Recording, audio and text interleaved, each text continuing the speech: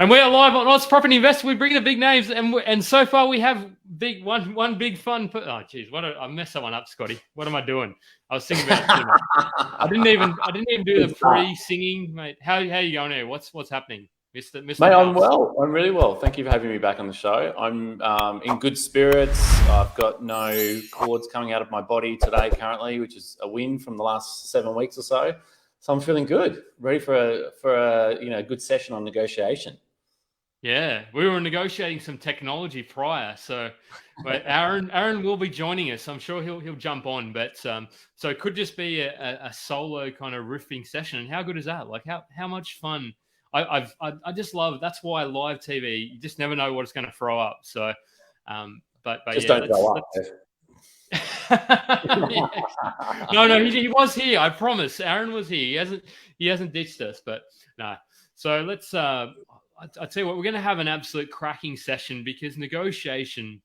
I think it's going to be more than like you've bought. What is it? 27 or 28 properties. How many properties have you bought now? 29. I think we're on. Yep. Jeez, okay. So you've even bought one since the last time we spoke, have you?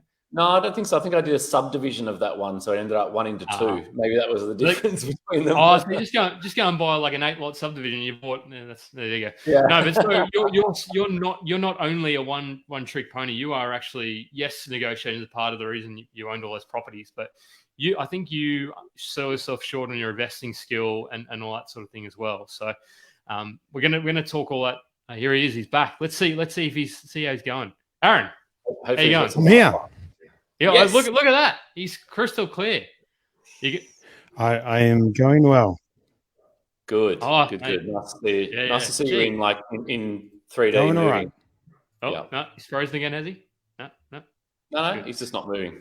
No, I think he's frozen. Anyway, so no, I think it's there. So what are we going to talk about tonight? We are going to talk about, it's going to be a negotiation play-by-play. So, and what that means is we're going to talk about what you need to do prior to, because I think there's a whole heap of work and research you need to do prior. And then after you've done that, I think it's important to sort of understand and get into the nuts and bolts. We're going to talk about your process and what that involves. And then I think what we're also going to unpack is some rookie mistakes and all that sort of stuff, and how you can actually improve your negotiation, which I think for me, there's probably only one way to do it, but I'm interested to hear how you unpack that. Sure. But there's going to be a whole bunch of fun and a whole bunch of things and throw some questions and comments, people, because this is the topic that people love they think they know quite well. And until you do it quite a lot, Scott's done, have you done 10,000 now? Have you done definitely less than that? Somewhere between 3,000 and 4,000 easily, but not 10,000. Definitely not. I'd be even grayer than I currently am. Yeah. But great. So without further ado, it's going to be a fun-filled and exciting session. And so, Aaron, are you with us, mate? Do you want to do we'll go to Scotty with quote of the week, and Aaron, you're on mute at the moment. So anyway, go on, Scott. What's your quote of the week? I'm going to kick off with mine. So mine is: the only moment of possible happiness is the present. The past gives regrets and future uncertainties. And that's by the one and only Arsene Wenger, my hero. Arsene Wenger? Yeah. The Arsenal football coach. The one and only Arsene Wenger with his magic hat. That sounds like a Dalai Lama quote. Definitely. Wow. Love it. How good is that? Yeah. He's an absolute legend. So I've now got my son dressed head to toe in Arsenal and in the backyard all the time kicking a soccer ball, so I'm happy. Yeah, good times. Aaron, you joined us. You good? You're on deck. I think he's on deck. I have got a ring light. Someone just said, "Have I got a ring light?" Or "Have got a ring light?" Yeah, because I can see in your. I do too, but I think it's. Sorry, is that better? Yeah. It looks like you got. How cool is that? That's awesome. But no, just jump in when you. But my quote of the week, while Aaron sorts himself with that, is I did a negotiation one, so mine's a bit boring, but I think it's interesting. So mine is: in business as in life, you don't get what you deserve, you get what you negotiate, which is by Chester Carras. So he's an author. So I think that's kind of poignant for this session, because if you don't sort of figure out what you actually got me. We got you. Yep. Got a quote. You're back. So yeah, I think that one is apt for this session. So you really need to figure out that negotiation sort of piece. And if you're not asking, you're not sort of anyway. Very topical, Jeffrey. Good one. Yeah. So, Aaron, what about you, man? Oh. Have you got a quote for us, Aaron? No. That's all right. We'll sort that out. But tonight, as I said, tonight is going to be an amazing session. It's going to be a whole heap of fun, and we're going to be unpacking a lot of kind of myths. And we've done some of these before, but I think even now in sort of a different dynamic of a market and just a changing market, it'd be interesting to hear what you're saying. So, without further ado, though, let's throw to our first. I'm going to see if I can nail this. I think I can actually do it. I'm going to throw to our first session. There we go. And we are go. The amazing thing with commercial property investing is that in most cases it's cash flow positive from day one, which means that you can drive those profits towards paying down the debt. There are instances with commercial property investing where you can actually have the property pay itself off over 10 years, which is absolutely crazy. With commercial property, you get massive net yield, so you can expect anywhere between 6 to 10%. And as we've seen in the current boom, these properties not only provide large cash flow, they do certainly grow wildly in value too. Now, with big rewards comes some risk, and this is why you should de-risk your investment as much as possible. And the way you do that is with expert due diligence. And this is why we highly recommend people hire professionals to help you along in your investing journey. Steve Polisi of Polisi Property is one such expert. Being a chartered mechanical and structural engineer in a past life, Steve draws on his analytical and mathematical skills to do that expert due diligence for you. With 6 years experience in the space, Steve has over 1,200 property transactions under his belt. He's the guy you want in your corner, crunching the numbers and finding the best properties in the best locations, along with ensuring that you avoid the mistakes. Steve has actually even written the book on commercial property investing in Australia, and not only is it a bestseller, I believe it to be the most comprehensive in commercial property investing on the market today. He's been generous enough to give us a massive discount for our audience of 50%. So use the code OZPROP, click the link below, get a copy today, and start learning and getting on your commercial property investing journey.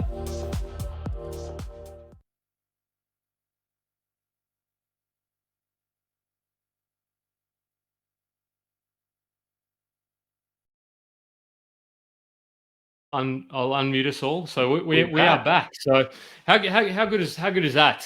But good old Polisi's become a dad, and he's now giving 100%, I believe, on. So he's giving the books away for free. And I was just about to say you need to use the code free and free book. I think then he has to pay for all of it. Up actually, but no, Scott. So for those of you who've not run into, I've seen you've been in more media, Scott. But for those people who haven't seen you before, you've been active buying and selling, negotiating for decades. I believe it's 25 plus years. It's not 30 years yet, is it? I hope not, although it feels like it some days. We'll just say 20. We'll just say 25. At least 25. Yeah. So you've overseen thousands. So it's not tens of thousands yet. You confirmed it's 3,000 to 4,000, and you've experienced the game playing, the mistruths and the high emotions involved in buying a property, which is true for a lot of transactions. And you purchased 29, so you've actually updated that. Thanks for doing that. And you're passionate about helping people with a course as well, which you'll hear more about later in the show. But you put in there, you're a great bloke as well. I didn't have that one, but you added that one yourself. So self-proclaimed. I don't know, you're a Queensland fan, so I'm not convinced about that. But the thing I love about you, though, is you just get out and make it happen. Like, you're a keen traveler and you do that sort of good stuff. So hope I didn't miss anything, Scott, but you've done a few things. Sorry for hijacking your show notes as well earlier and writing all the things about myself. No, it's okay. So how are you going, Aaron? You're back? You with us? No. I want to get him involved. The poor little bloke's poor guy's taking his night out. But anyway, we'll get started. I wanted to mix it up and throw a bit of a curveball your way. And I did tell you about this just before, so you had 10 minutes to prep for it. But what is your favourite negotiation, Mr. Scott, Mr. Aggett? Well, I said to you previously, because we've talked about this, multiple times over the years, but I think and this is a really cheesy kind of thing to say, but I think there's a lot of enjoyment for me and a lot of value and a lot of lessons in even just doing the most mundane negotiations that wouldn't excite most people. So sometimes it's winning properties at the price that the client told us that they were prepared to pay. We didn't even save any money, but it's winning in heavy traffic, like lots of buyer competition, or getting an agent who is really arrogant or an owner off a particular price, to come down to meet where our client needs might be or where our estimate of the price might be. So there's lots of those ones that actually genuinely light me up. Like that's what I really enjoy doing about the job. There's probably two really good examples though that I think are fun to talk about. One was, and stop me if I've told you this story before, we talked about the one in Brisbane this year where I bought for the developer. I bought one back. Have you heard that story before? Yeah, that was in that apartment. I think where you said you bought it, what, 80K under or something? I think it was about 135,000 at about 450 grand. Yeah, below that. So I won't go into that one if we've spoken about that one before, you and I. Have you got me? Yeah, I've got you. Although occasionally you kind of like just wake from the dead and then disappear again. Can you hear us still? We'll keep talking anyway, me and Jeff. Yeah.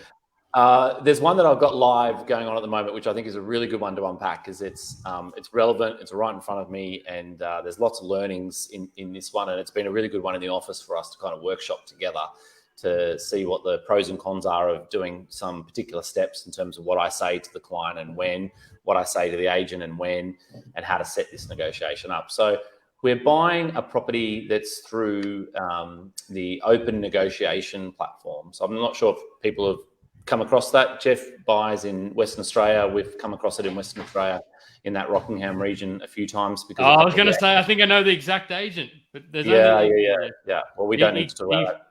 Yeah. But no, I remember I went having a conversation. The conversation was he's in the top couple of agents for auctions in WA. And I was like, okay, how many? Yeah. But anyway, no, go on. Tell the story, Scott. But So we've been dealing with this open negotiation platform. And for anyone that's not familiar with that platform, it's a online bidding system where it's fully disclosed. So you log in, you register, you make your offer, and there's a particular closing date. And in this instance, it was about, say, 3 weeks, in terms of the closing date. So it's a long time to wait.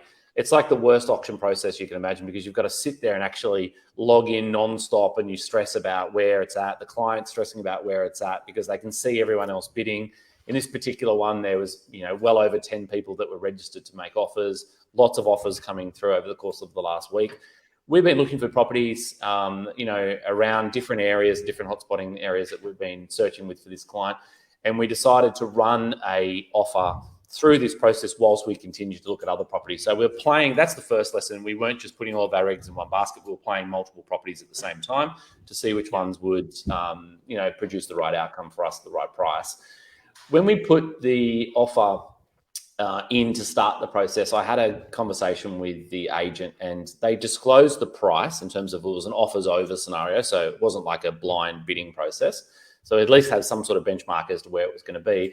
But the guide price was $150,000 below what we thought it was worth, which was circa 15%. So it was a long way below where we thought market value was when we did our own estimate. So second lesson is really understand the, accurate market data, where price is going to sit, and then get an understanding of what your competition is going to be like as well to determine how hard you need to go at those properties and how hard it's going to be to replicate that asset. Are you going to, if you miss this one, is it another week, 2 weeks, 2 months until you can find another property like it? So quite a unique property, quite a lot of interest in it. We know it's in a really high growth area and high demand for owner occupiers and for investors in a major city.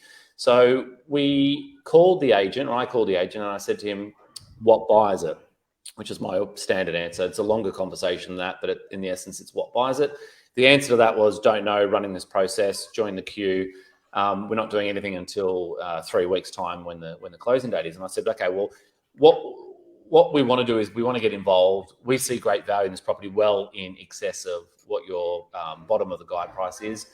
However, we've got a second property that we're vested in here. We're about to make an offer on that property. Time's of the essence on that. It's the agent that's dictating terms on that other property in terms of time frame.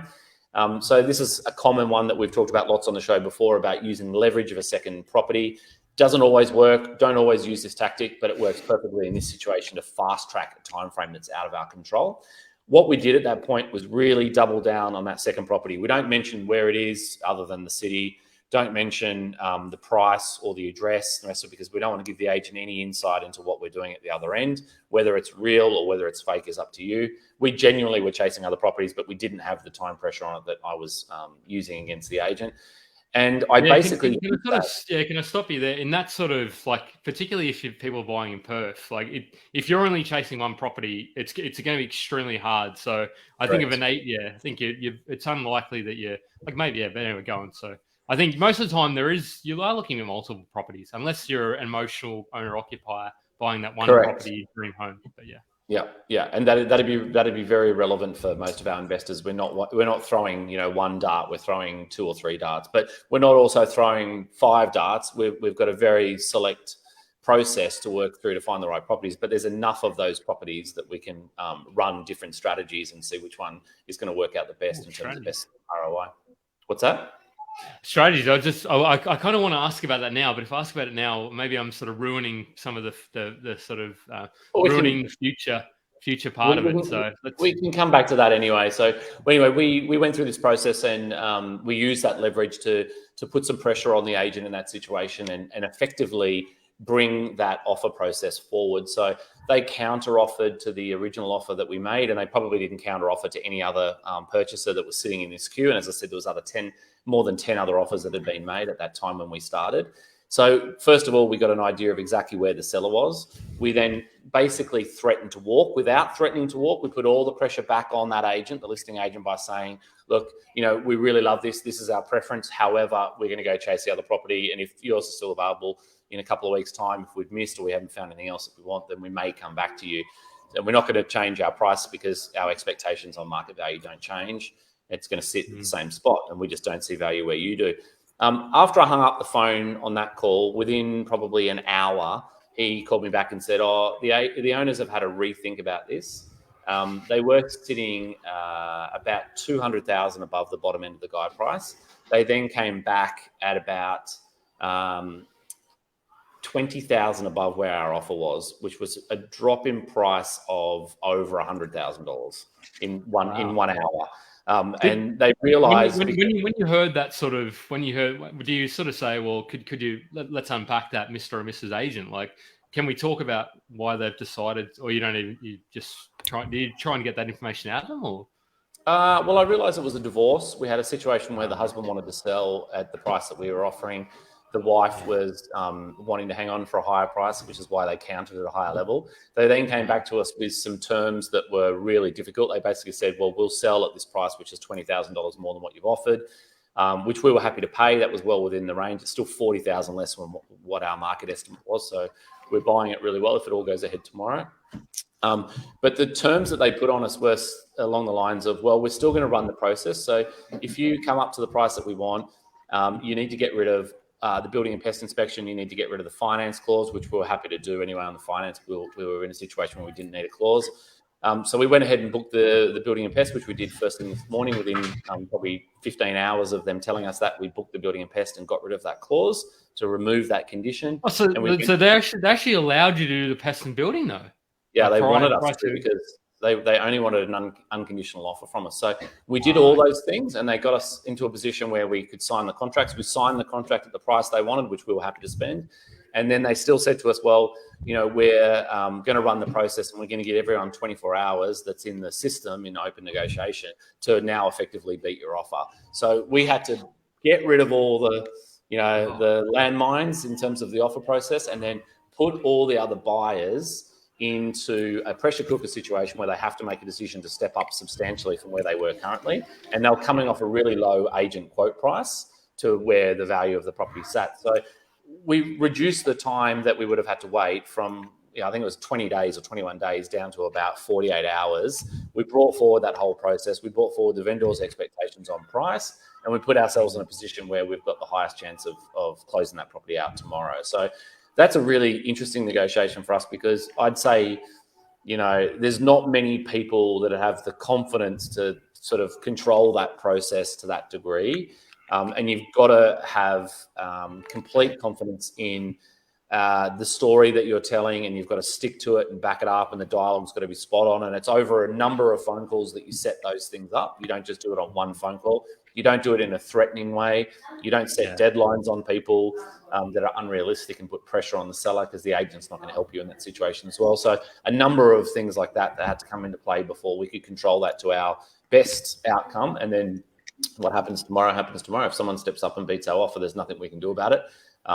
We can bid more, of course, but the market will determine where the price is from there. Yeah, and I think what you did, or what you've done from our chats and from just sort of watching and sort of being involved in some deals, is what you did there is you figured out, well, is the price that you want to pay, is that going to win it, or is that going to get close? And if it is, then like you probably have 10 or 15 conversations with agents, and you figure out that they want 50, 60, 80K more than what you're willing to pay. So you say, okay, cool. I appreciate you sort of saying that. We're not going to be able to buy at the price where the seller wants to sell. So you kind of, you move on to the next deal. I think that's one of the biggest problems that I see buying property in Australia is the time lag that it takes that you waste as a purchaser. Yeah. If you're unsure, unconfident, you get sucked in because you're inexperienced in terms of the agent dialogue, that you end up waiting for days and weeks to how the process unravels and shows itself in terms of where you might be needing to be to buy it. What happens in that situation is you invite more competition into the property. You invite the vendors to change their mind, have sleepless nights. You invite the agent to encourage the vendors to change paths because they believe they can find someone else that's going to pay more for it. So you need to control that. You need to shorten the days on market, and it's not rushing. We've spoken about this a lot on the show, but it's not rushing, but it's having that confidence to move through the buying process clinically and at speed, at bullet pace.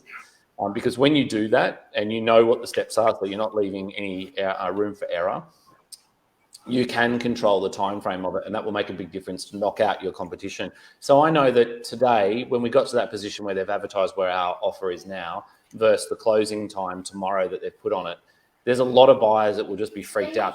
It jumped up significantly more than what they were potentially expecting. They weren't ready. They'll have to think about it. They'll have to think about it for 48 hours and say, well, can we afford that much for a start? And then by that time, it's already sold.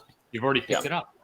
And it's because most buyers don't go into it at the start with a really firm idea of market value. So I see it all the time. Even our clients, when they come through with negotiation as a service, they'll come through and say to us, I want to spend X on this property. And then we give them the background about what it's worth. And it takes them a few properties sometimes to miss, or a few times to be rejected on price on that property before they realize you were right, it was worth more based on the comparables you looked at. But it's starting from that perspective of, let's be genuine, let's be real about what this property is worth. And then what I said to you before about how hard it is to replicate that asset.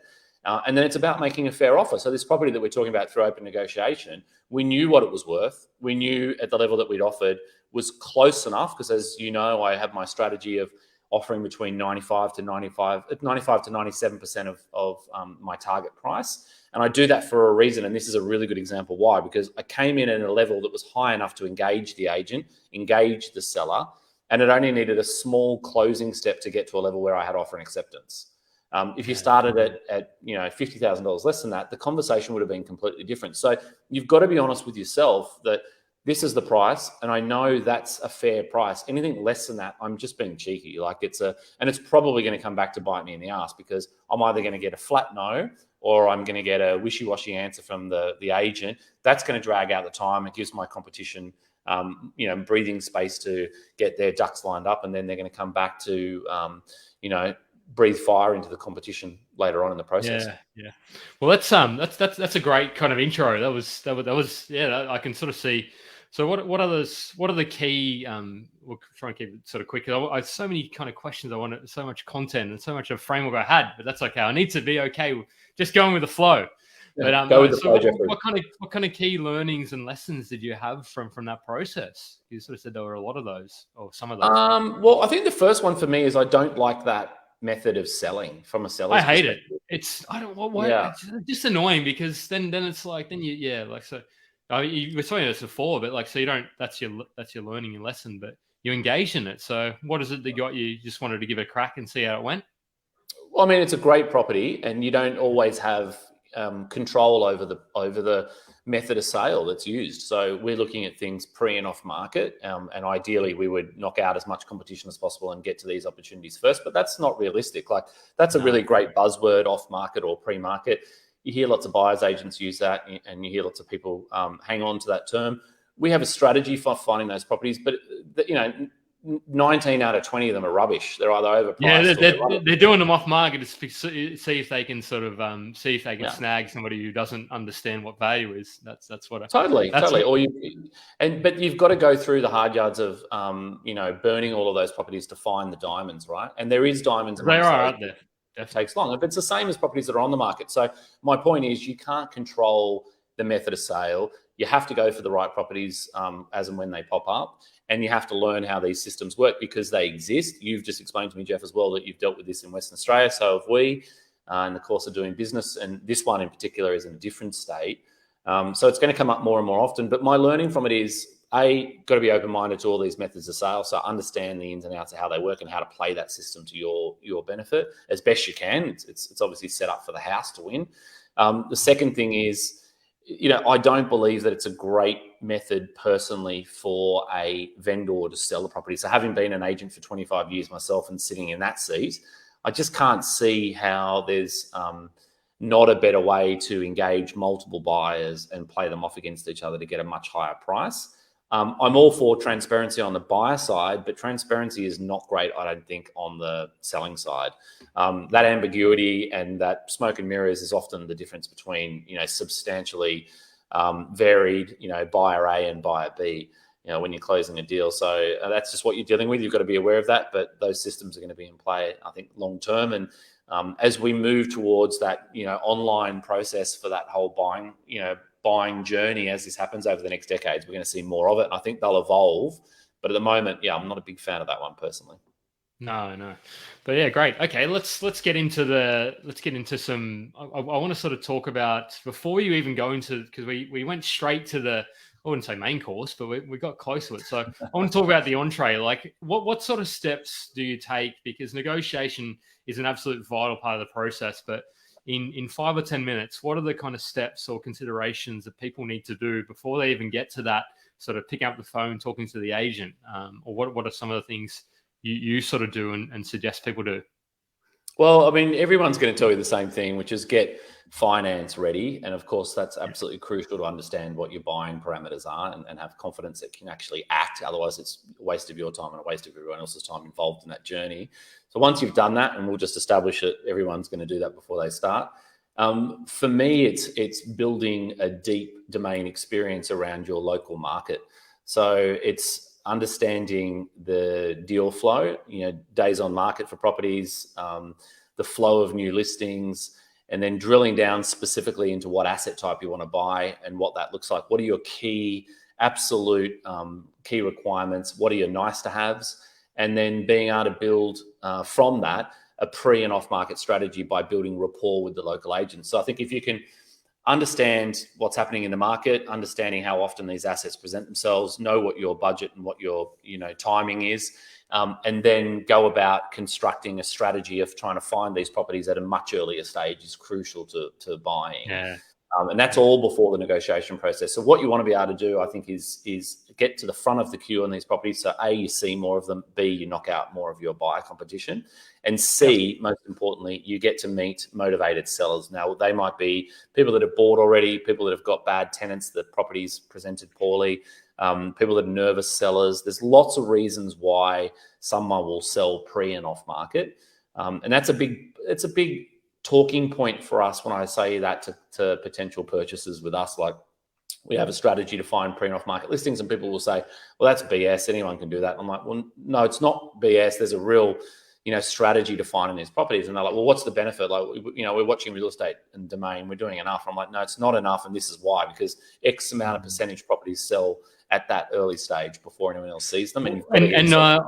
I'll sort of talk to, I'll say an example, particularly in the Rockingham. I mean, I'm sure it happens around the country, but particularly in that sort of pocket, what I've seen with Joe and has come up, if you can actually have those conversations with agents and the sort of people who sell a lot of properties in the area, you can sort of then say they'll actually, well, this one particular agent with Joe, they wouldn't pick up the phone until once they had that conversation and they found out that he was a buyer's agent. They're like, oh, there is pricked up, and they're like, oh, okay, that's interesting, mate. And all of a sudden now they know that you're not a tire kicker, so they'll all of a sudden now this agent will pick up the phone pretty much every time you call them. Whereas they sell so many properties, they don't have the time to.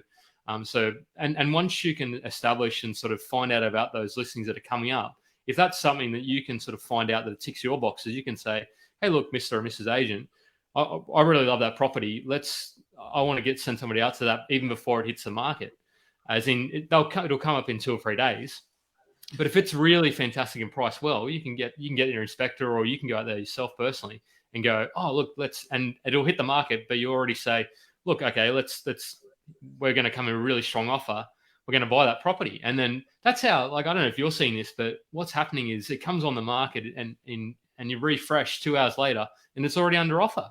And you just wonder, well, how the heck is that happening? You can't, who's inspecting these properties? And the way that's happening is, I mean, you used Rockingham as an example, and that's a really, really good example in Australia at the moment, and it has been for the last 6 months plus, is that there's been lots of publicly disclosed hotspot data that you see across the media, and a lot of those are pointing in the direction of Rockingham, and they just keep coming up on everyone's sort of hotspotting list. Did you listen to the podcast the other day, Elephant in the Room with PK? Did you hear that one? No, only the very start of it, but I haven't listened to the rest of it. There's some interesting, there's some spirited discussion about Rockingham versus Subiaco. So anyway, okay. Because I want to give PK, No, all good. But just generally speaking, that's been on the hotspotting data for years, right? So people have been talking about this for many years. And unfortunately, a lot of the people that are going in late to this are just paying huge prices. And there's just this scary momentum. And to your point, agents are just selling things instantly, within an hour or two of it going on the market, even if it is going on the market at all. And the agents are really lazy. They might as well just be a bucket at the door, or a digital bucket at the door for you to throw your offers at, because it literally just ends up being one of 20 or one of 40 offers. It was like Logan 2 years ago when we went through that boom in Southeast Queensland as well, that, I remember sharing with you guys on this page here that I made an offer and I was number 16 in a queue of 53 people that had made contract offers on the same day. They had a system. Imagine being an agent when that sort of. I just say, well, why are you actually writing up all those offers? You just you're wasting the. Why does the agent do that? Well, I think there's a lot of inexperienced agents, right? And they're putting it at a price where they know it's going to fly out the door, and they perceive that to be great business if there's huge amounts of people competing for it, rather than pricing it correctly and working with specific buyers to max them out and get the highest result they can for their vendor. And it's a easy, sale for them. They're selling a $500,000 house at 2.5% or 2%, sometimes 3% in Queensland, for example, and they're selling them in an hour. So the battle is to get the listings, not to get the sale for those guys. So it is quite lazy. That's a bugbear for a different conversation in terms of dealing with those agents in a lot of the regional areas. But it's true. And I mean, I've got a vested interest here, so I should disclose that in terms of owning a buyer's agency, Hello House. But I do believe what you just said is true, that, and to be honest, individual buyers can do this as well. So it's not just driving traffic to use a buyer's agent. Individual buyers can achieve the same outcome in this element of the deal. If you put your hand up, if you explain that you're ready, you're active, you're organized, you've got your finance, if you're a high-level communicator, if you're very responsive when you're required to be, you do exactly what you say when the agent asks you to do it, and you act with good faith, and that you potentially talk to them about giving the management back to them, which is what they really want to talk to buyers agents about, and building a rent roll on the back of that, then you've got an opportunity of being in those conversations as well. But most buyers just don't get that. They play this game. I sat there for 25 years as the agent of, I don't want to disclose too much to the agent. I need a bit of time. I'm not completely sure. I need time to do my research. And you don't have the time. It's sold in an hour. And the agents aren't going to ring you back because they've got other people that are making decisions, and they make those decisions really quickly, and they make them confidently, and they're potentially going to give them a management back. So, that's where the buyer's agents or professional buyers like us are at a distinct advantage, because we keep getting those opportunities. And as I say, you can do it as a private buyer, but you need to up your game in terms of the level of communication and the work you do, because we're working on this 6 days a week. Yeah, and building these. Yeah, and I think speaking of that, like, I mean, even sort of in a previous kind of life, one of the mistakes I kind of make is if you actually go out and do an open home or pre-market or whatever with an agent, you're only one of a couple. Like, actually just take the time, even if it's a text, actually say, hey, look, really appreciate checking this out. It's not going to be for us. Love the property. It's really good for X reason. Because I think that I sort of underestimated that myself, like, because that's kind of sours the relationship a little bit, because I'd have a conversation with that same sort of agent after, and they said, oh, yeah, like, it would have been nice if you'd let me know. I'm like, okay, that's a really good point. So even sort of the people sort of done, because that's the relationship. I'm sure people realize this, but just in case you don't realize it, I'm not going to kind of disclose a huge industry secret here. But personally, me, and I'm sure this is true for Jeff and lots of other people that are in the industry, I'm in private WhatsApp groups with many of the property managers, BDMs across the country, and business owners like principals or lead sales agents. They'll put to me every week or sometimes every day off-market opportunities or bulk off-market opportunities. And it'll be along the lines of, Scott, you've got a shot at this, but it's going on the market on Saturday or Friday or whatever, but you've got a shot at it. If you're not doing that, you're at a distinct disadvantage, right? Like, if you can't get to those properties first, then the likes of Hello House or other businesses are going to pick those properties off before you. So when you're seeing them on Domain and Real Estate, you're then queuing up with emotional end users or inexperienced investors who are going to potentially overpay for it, and that's going to push the value of the asset up. And or an owner occupier, if it's a nice property, they'll sort of emotional end users.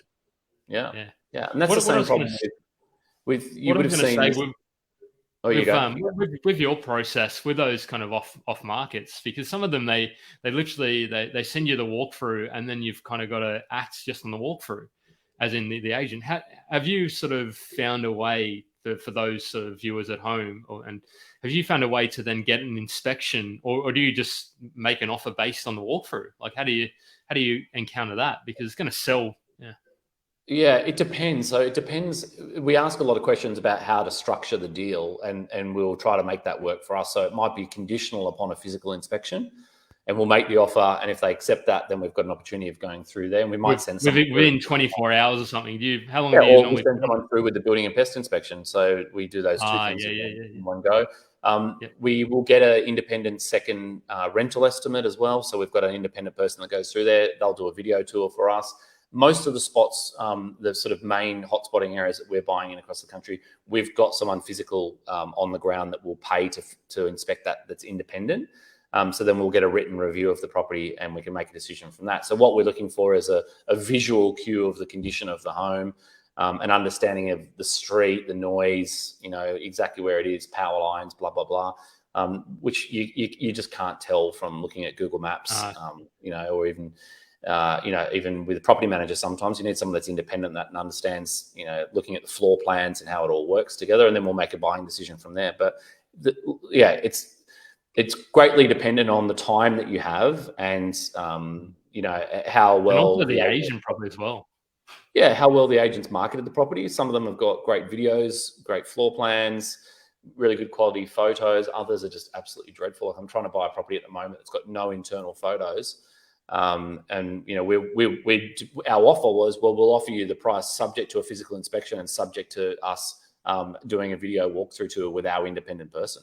So we'll buy it. So we lock it out. We lock everyone else out of the market if you meet those terms. And the agent was like, sure, it needs work inside, so I'm not really going to take any photos of it. The owners don't want to spend any money. It's regional property. My client is looking for that type of property, so that suits them. Mm-hmm. So if those two things match up, then great. But, if it was an if it was an investor that was looking for a set and forget property that didn't require any work, clearly that's not going to be a property of interest to them if they can't get a really good visual read on the condition of the home. Yeah. It's interesting. Yeah, because I think one key question is some sort of buyers might not sort of ask is underestimated is how are you going to run the process, and then sort of understanding, like, and when I say that is like, how are you going to run, like, are you accepting offers prior, like, can we buy it today?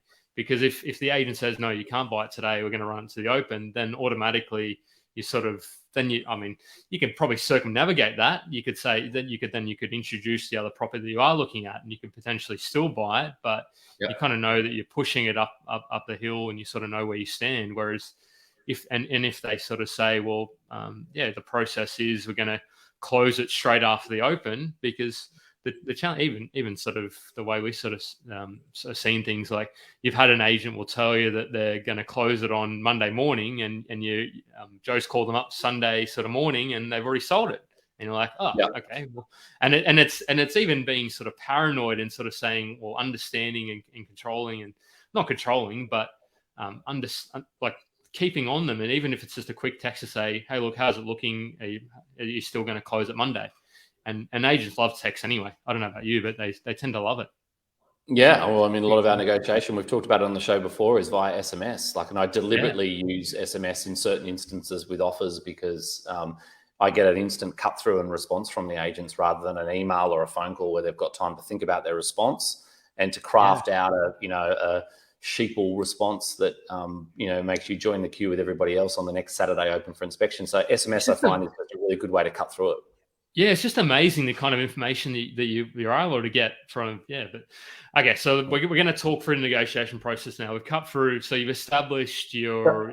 Can I say one thing just to finish what you had just said? Because I think you made a good point there that's worth unpacking. Is that you've got to ask the agent those key questions to understand how they're going to run the process, but you've also got to realise that it's a numbers game. So you've got to be prepared to know when to hold them and know when to fold them, because in some instances, like what you've just mentioned, you can't win. They're going to, the agent's smart enough to know that there's multiple people interested in the home.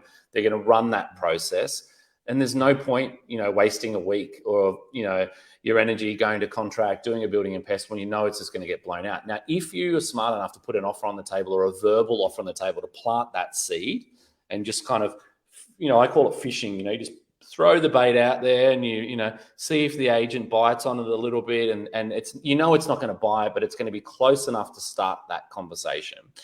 If you do that, you'll get a very quick sense of whether or not it's worth spending the money to go and the time to go any further than that.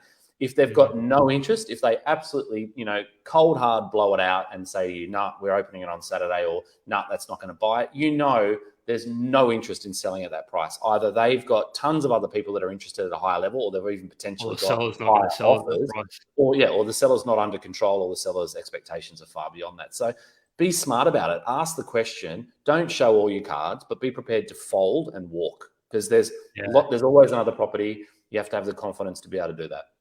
Yeah, and I think that's something that for when you're having like the first sort of 100, 200, whatever conversations it is with agents, you'll kind of think that you are in it for a shot, when in reality there are telltale signs in the conversation that say that that's going to go for 50K than what you're willing to pay for it, and one of those, because sometimes agents won't tell you what it, like they say what buyer's going to say, or the winning offer. It's like, okay, cool. Well, that's great. Like, it's pretty helpful. But okay, so you're not going to tell me the exact number, but what's a comparable sale, one that you've sold recently? And they'll be like, oh, okay, yeah, I've sold one down the street for 540 or whatever it is, or 600. You're like, okay, well, if you're thinking you buy it for 520, I think that's a bit of a telltale that you're probably not going to buy it at 520. Yeah, and it comes back to what we discussed up front here, right? Product knowledge. You've got to understand the market. You need to understand what the comparable sales are. And when you do know the market and you're tracking it and you're physically inspecting these properties, you don't really need to ask that question, what's the best comp? You know it. So it's fun to ask you, just to see if the agent kind of totally. That just might be a good way to build rapport and things with the agents, to get them talking and get into conversation. But this is the key to being a really good buyer in your local market. You should know what these sales are before you start trying to spend $500,000 of your money or $2 million of your money. Like, there's too many people that walk in. Like, I've had over the years, I've had so many people say, well, I bought, it only took me 7 days or 9 days to buy. I'm like, okay, great. Well, how many properties did you see? Oh, 2. And then I found a cracker and I out negotiated the agent. I'm like, okay, cool. So, how do you know what else is out there? If you saw 2 properties or 5 properties or whatever, like I've been coaching clients for the whole time I've been in the game to see, if you can, physically inspect 50 properties in the flesh before you make a buying decision. Now, that sounds ridiculous, but if you think about it, if you're in a normal marketplace like a capital city or a pretty big regional city, there's tons of property that come on the market every week, every month. If you go and see 3 or 4 every Saturday, they might not be perfectly what you're looking for, but you'll gauge what a 3-bed house sells for, what a 4-bed house sells for, and what this part of the suburb sells best for, and what is really popular with certain buyers, because you'll go to auctions, you'll see prices being set in real time, you'll understand the buyer depth by seeing how many people are bidding, and you'll get an idea of days on market about which properties get snapped up fast. When you do that, you're incredibly educated. You see properties in the flesh because the agents are going to only show you the best images on their video and on their highlight reel. So looking back on realestate.com in sold properties and even in the current listings that you haven't physically seen is not doing yourself justice. If you're going to go spend your hard-earned money, do it right, do the legwork, or get someone else to do it for you. Yeah. And interesting. No, that's all right. You might not necessarily.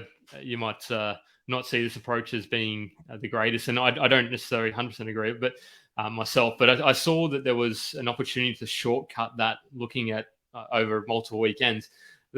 In looking a couple of years ago, I sort of saw that there were variations. There were properties selling for like markedly different prices, but they were 3x1s or they were 3x2s, and so I literally just I couldn't. I could have spent the time and effort, but I was chatting to one of the agents in the area.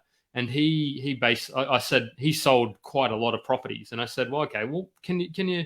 He just wasn't. He was kind of keen to have a conversation, and he basically said, well, the reason they're selling is because of if you look at it, it's because of the size of the properties and the features. I'm like, that actually makes sense, and that's the kind of thing and then you can sort of start to say, and that's how you build your product knowledge, or you can go and inspect them yourself, but I kind of find that I found out, I'm like, it all makes sense now. And then the agent's like, this person, I mean, if you talk to the agent again, they kind of probably realize you're a bit of a rookie, but you can go to that level of research, and then you can go to the level of, like, I had clients when I was an agent that would come to me with a spreadsheet of everything broken down per square meter of what things are selling for in Surrey Hills.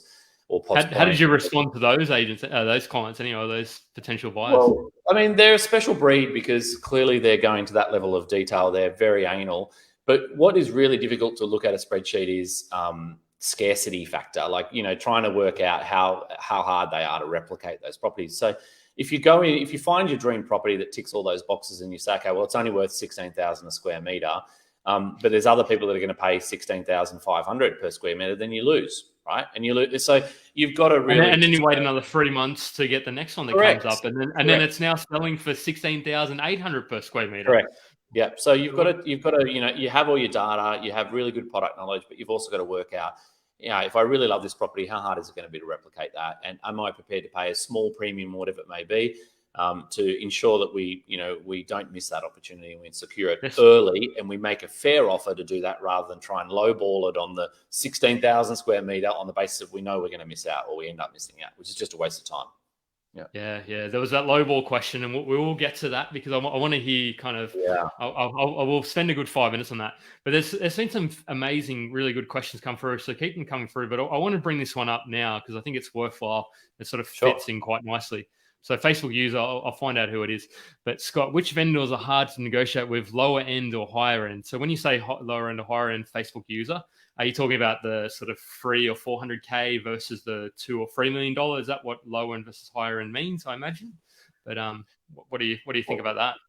Well, generally speaking, I don't think it makes any difference. Like, it's just as easy when the vendors are realistic at either end of that scale. Jordan DeJong. Jordan DeJong. We got royalty on the show. Oh, yeah. Hey, Geordie. Yes, and it's Jordan. I don't think it makes a big difference, to be honest, at either end. I find that the ones that are difficult have been the ones that have been pumped up by the agent in terms of overpricing or overquicking it to win the listing, and there's a lot of that goes on all the time. So often when it is on the market, it takes a couple of weeks for the agent to then condition the vendor back to where the market is, or the market to condition the vendor. And then it puts you in a position where you can actually buy it in, say, week 3 or 4 of the campaign rather than up front.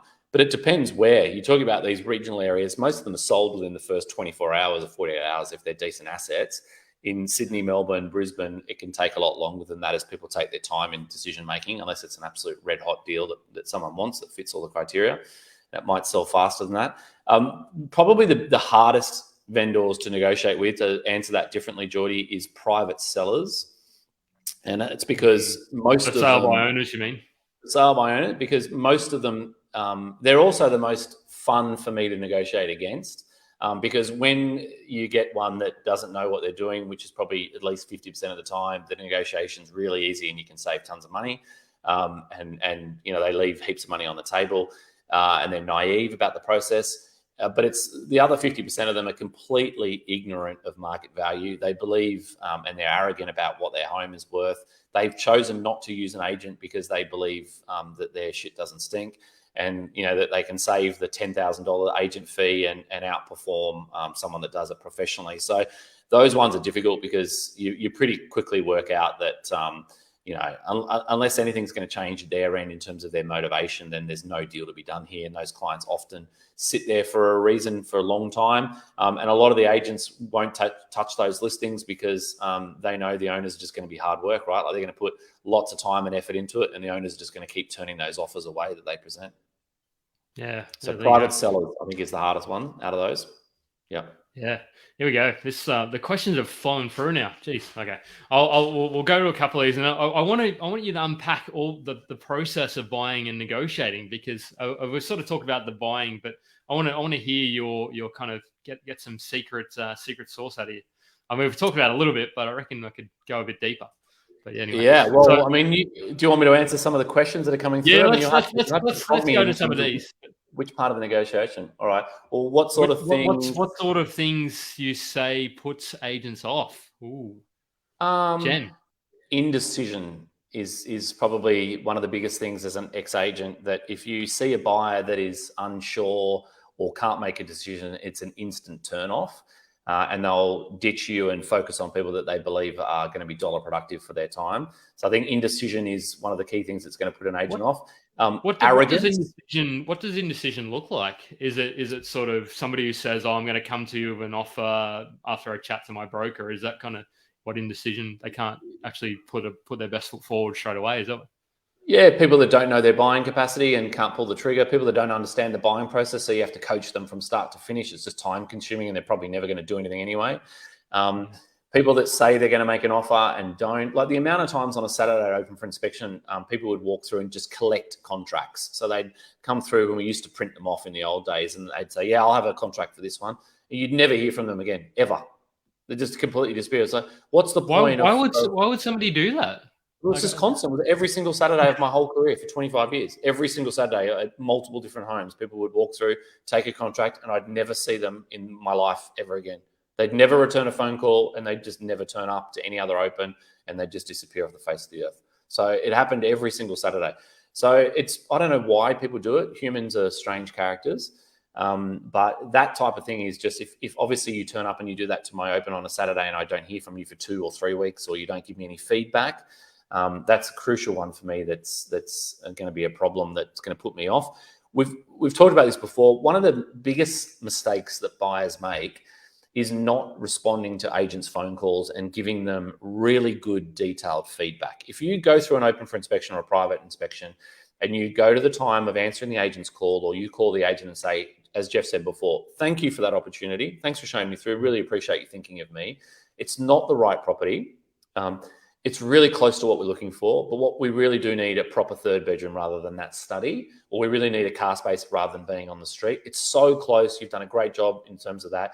Now you've got a better idea of what I'm looking for. I'd love to stay in touch, and I look forward to your next opportunity that you put through. And just by the way, it's not for me. I'm not the buyer for this property for the reasons that I just disclosed. However, I think it's probably going to sit around 950, 970. That's my feedback for you. They need that, okay? The agent, to do their job, needs your feedback. If you give them the feedback, they can do their job. They're going to service you more. So just be smart about it. Go out of your way for 30 seconds, give them that feedback, make it thoughtful, and that's going to go a long way for you to be able to, get granted another opportunity. Yeah, I think that's really critical. A lot of people see the agent versus the buyer relationship as adversarial, which is, I sort of fell into that camp a couple of years ago, and you sort of like an agent asks you, are you finance approved? I'm like, oh, well, that's for me to, I used to kind of get a bit defensive of that. It's like, well, no, we'll just say, yeah, of course, we're good, finance ready to go. Like, and that's kind of showing that you're decisive, you're ready to buy today and to make it happen. So it's just interesting to sort of, and as you sort of have the more of those conversations, if you're, I don't know if you've seen this with when you're a selling agent, if somebody's super adversarial, they might buy the property 1 out of 1 in 100. So it's not saying they can't buy a property, but how did you sort of find those adversarial sort of potential buyers?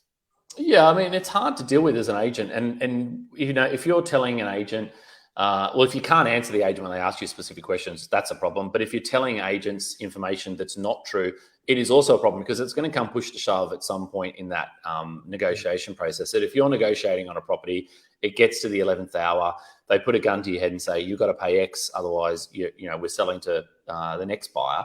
And you say, oh, you know, I'm still waiting on my finance to come through. I'm like, what a complete utter waste of time. Like, you've led me down this garden path. Goodbye. You know, you're dead to me, basically. I'm not going to call you again. So you've got to be really clever about how you deal with agents. And I think it's just be respectful. Like, you know, if rather than tell them porcupines, give them honest feedback, be straight up about it. Because it's going to edge you closer to them finding a property for you. So use them as a tool, use them as a buyer's agent if you're going to go it alone, and let the agents do the work for you and trying to find you the right property and match you up. Yeah, and at the end of the day, agents are people. They are human beings. Like, they're not robots yet. I mean, maybe one day. Yeah, it might not be too far away. But look, one of the other key questions that comes up at this point, this very moment when you talk about being honest with agents, is do I tell the agent the budget that I've got? You know, because most buyers want to keep that, like you, Jeff, said before, you know, this is my business, or, you know, I can spend up to, I've got no budget kind of thing. It's like, okay, well, that's bullshit. Everyone's got a budget. Like, otherwise you wouldn't be in front of me. You'd own the whole suburb. You know, what do you really want to spend? I would really tell people to go to great lengths to be really honest with the price range that you tell agents so that you get on the right database. They send you the correct properties that meet your parameters. Yeah. The skill is taking the conversation away from your budget and talking about value. Yeah. It's where you got to change. The conversation's got to go from budget to value. You don't need to worry about that until you find the right property and you're in a negotiation. But up until that point, be honest with agents about what you've got to spend, because there's no point you wasting time being shown properties that are $100,000 below or above what you're going to spend, because it's going to be dead hours to you. So you might as well just look for the right homes and be upfront with them, and then change the conversation to value when you get into the negotiation sport. Yeah, because I mean, I wouldn't say agents don't do this, but I think it's unlikely that an agent kind of remembers really fantastic agents probably will. So they're speaking to sort of 10 to 20 to 100 people a week. So for them to remember that you've actually said that that's your budget is, well, it's they don't. They don't. Like, a good agent's going to speak to 200 people on a Saturday. Yeah. Every Saturday. Yeah, they don't. And they're not going to be like, oh, you know, that Jeff Miles, that Scott Aggett told me that his budget was $1 million. This property should sell for 900. I'm going to make sure I get $1 million out of Scott. It's like, well, I mean, you sort of, I mean, just because he told me his budget was $1 million. A good agent will have all those things in their notes. So in my, you and I have spoken about this before, but and this is going back 8 years ago, so I'm sure it's advanced since then, since I've left the industry and sold out of my businesses. But I would have a spreadsheet with every buyer's details on it that have come through a property or inquired on it.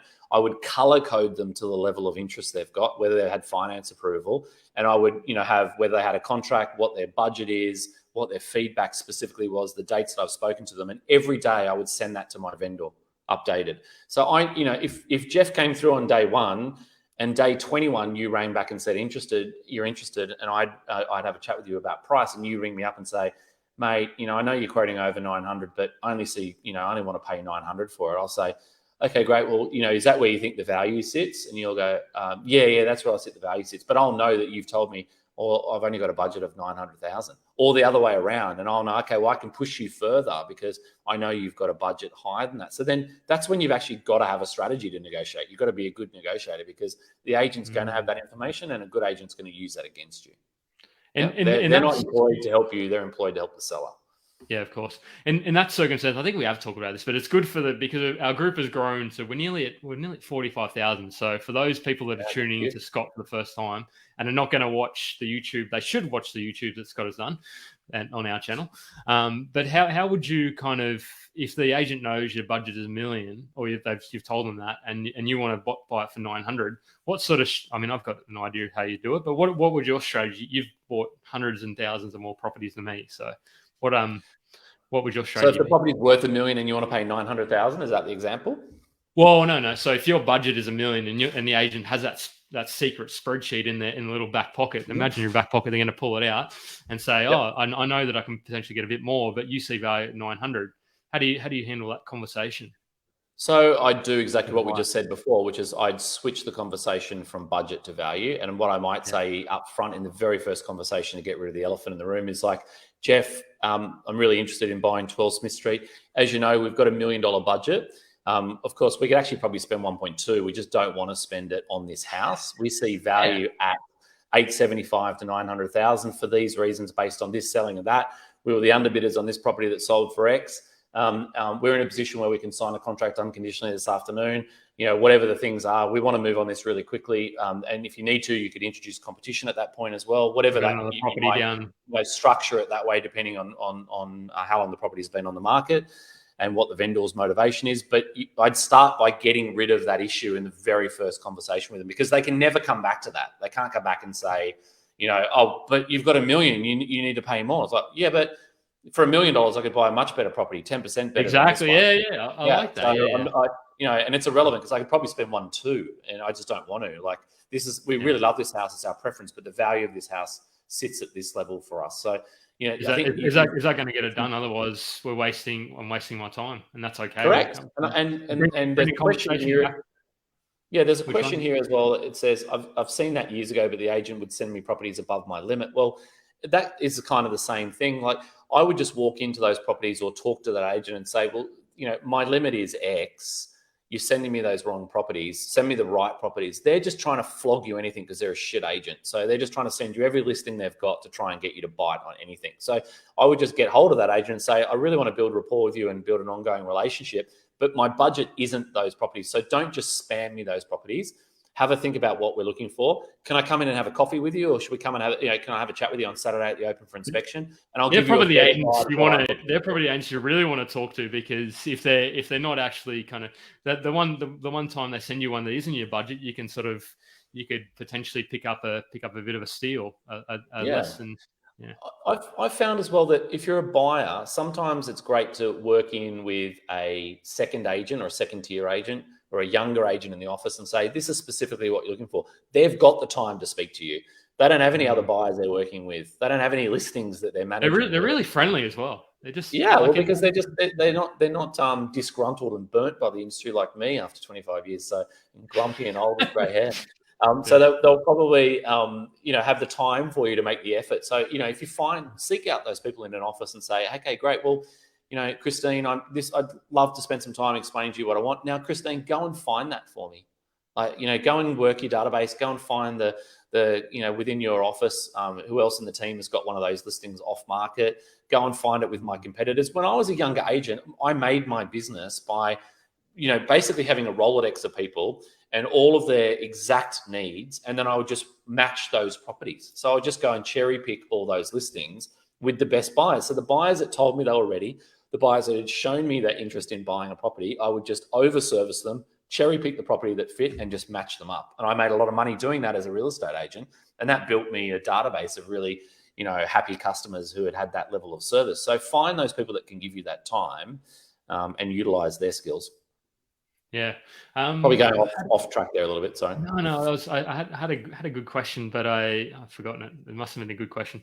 I think we should throw to the people are just loving the question. So I just get, if Joe was here, he'd stop me from doing this. So it's a good thing but there's just so many people asking a whole heap of really interesting kind of questions, and but I think after this we'll have to we might even we'll get into your kind of process as to how you sort of start. Like, let's just say you found a property, so we're going to talk to that. But before we do that, we need to, as Joe says, pay the bill. So I'm going to go and grab myself another beverage as well. Okay. And so if I'm not back in time, I'm sorry, people. There's nothing worse than going into a situation unprepared, especially when that situation is purchasing one of the most expensive assets of your life against a trained property expert in the form of a real estate agent. It's a scary thought, but it is a skill that can be taught. Do you want to learn how to become fully prepared when buying a property so you can get out there, buy your dream home or investment property without the fear of actually messing it up? Scott Aggett, the founder and expert property negotiator at Hello House, has been helping people buy their properties by stepping in and negotiating with the agents and saving his clients tens of thousands and in some cases hundreds of thousands of dollars. Scott has now decided to share all that he's learned over the past 28 years in real estate so you can go out there and do the exact same thing on how to find a property, analyze that property, negotiate on that property, and transact on it to get the best results. He's created the Get Buyer Ready course, which is a step-by-step guide on how you too can become an expert property negotiator.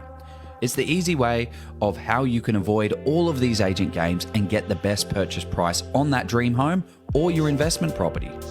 The course is in short bites for busy people with no fluff at all. Just all the information you need to get buyer ready and secure that next property with confidence at the best price. Scott has been kind enough to give our community a massive discount with the link below. Sign up today before you even think about putting an offer on that next property, and it will be one of the best decisions you ever make.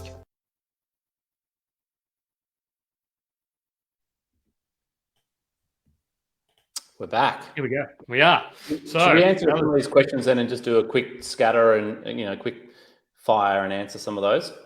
Yeah. Okay, let's do it. I don't know how quick some of these questions end up being, but let's. Well, you can start from the top of how do you deal with arrogant and defensive agents, and we can work our way down from that pretty quickly. I think on that one, it's a common one that I have to come up against. I'm sure lots of you guys listening at home have to deal with arrogant and defensive agents.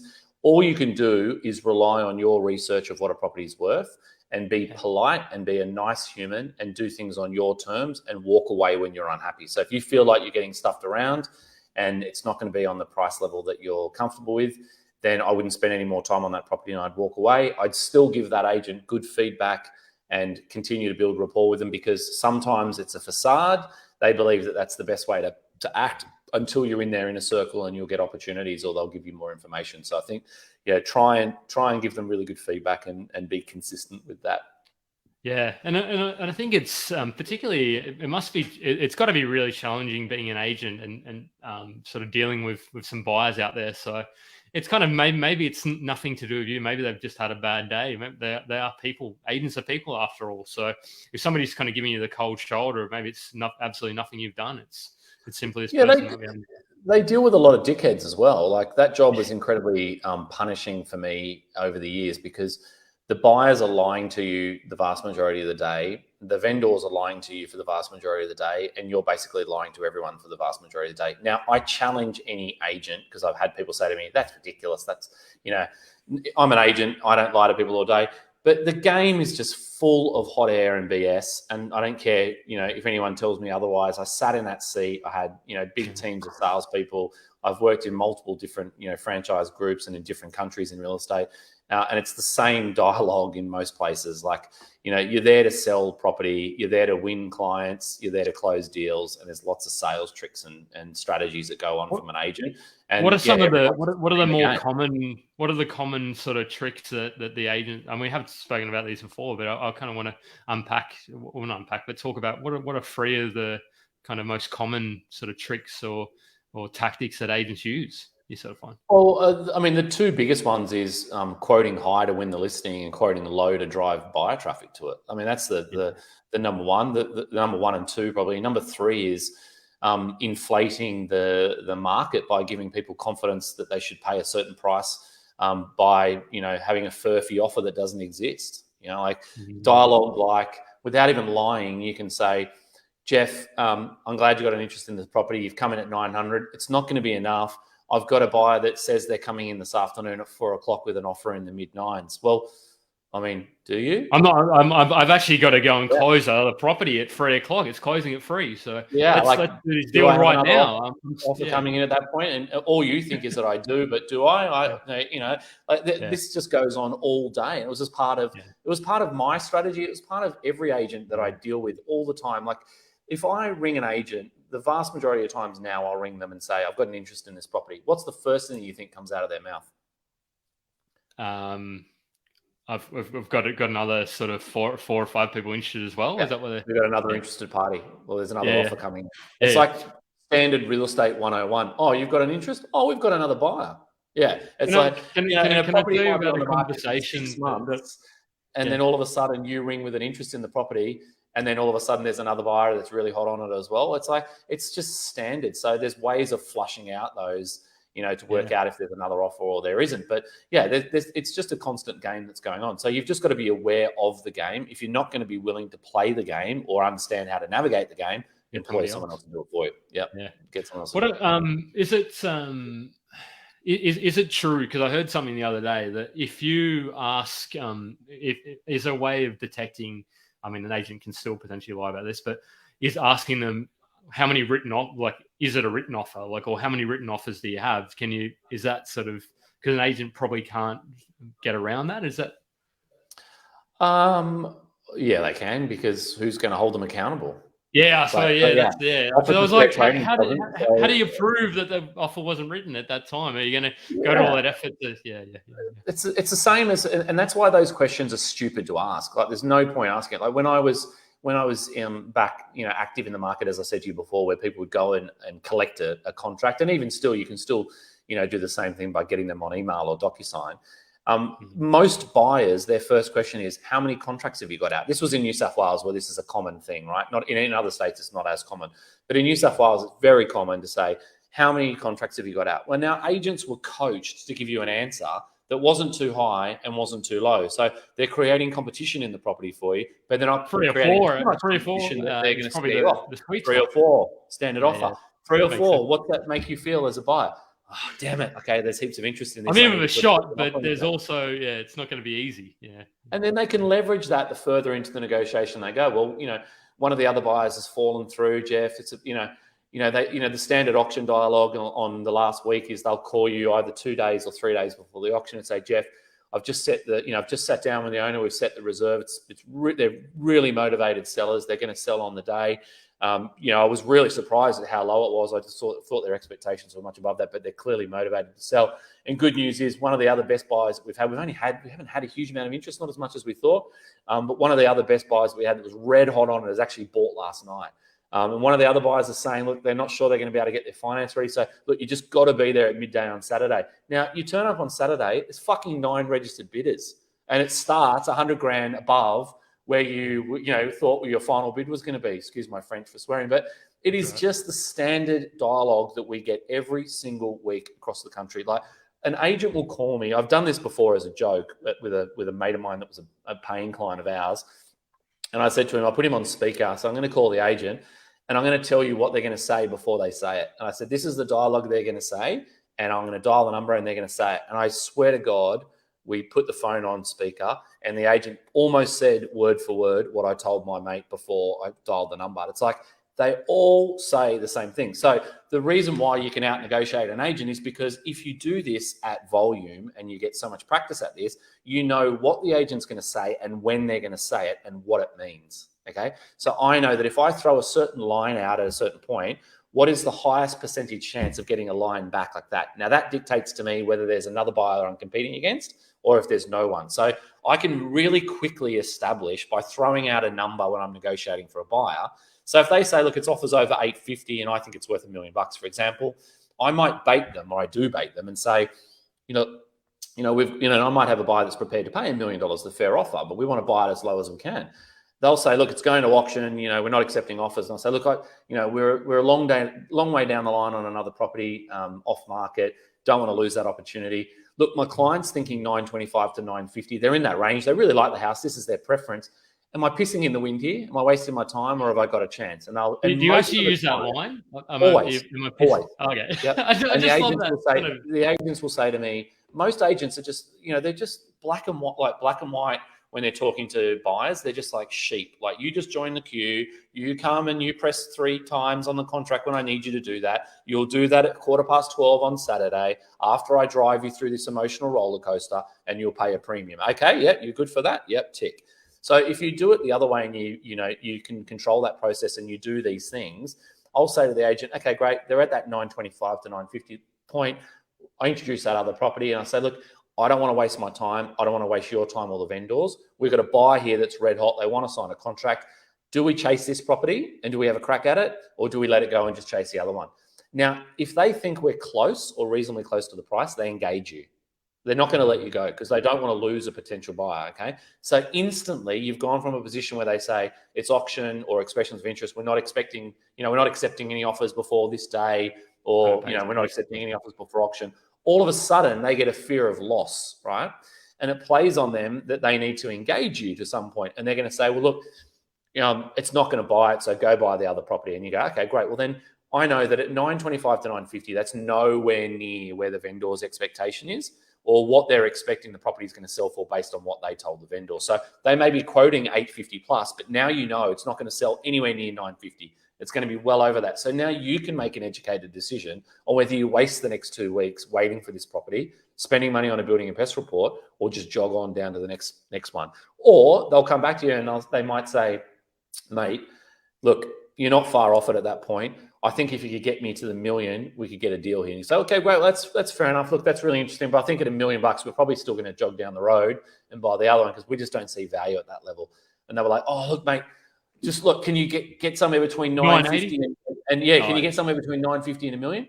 Oh, look, I'm not sure. Like, we're really at 925 to 950. Okay, mate, well, look, give me 950 and I'll put it to the owner. Now, that's a different conversation. Now you know that you're right at the top of the spectrum of which they've got a chance of closing the seller, okay? So it might be that they told the seller 950 to $1 million in the first place. Now they've got an offer in the range and they think... Yeah, it's what they appraise it at. And it's like you can go into something they could accept. Yep. Yeah. I don't have to wait till day 28. I can sell this on day 4. I haven't got enough interest in the property so far after the first weekend. All of a sudden, you've got a shot at buying the property that no one else has got a shot at buying, okay? So you've just got to think outside that square and go, okay, well, I want to control the negotiation as best I can. I'm going to bait these people into a conversation, and it doesn't always work, but it works. I shouldn't say it doesn't always work. It almost always works. It just doesn't always work in your favor. So you'll get an either win or you'll realize it's a loss. But either way, you've got an outcome out of it and you move on.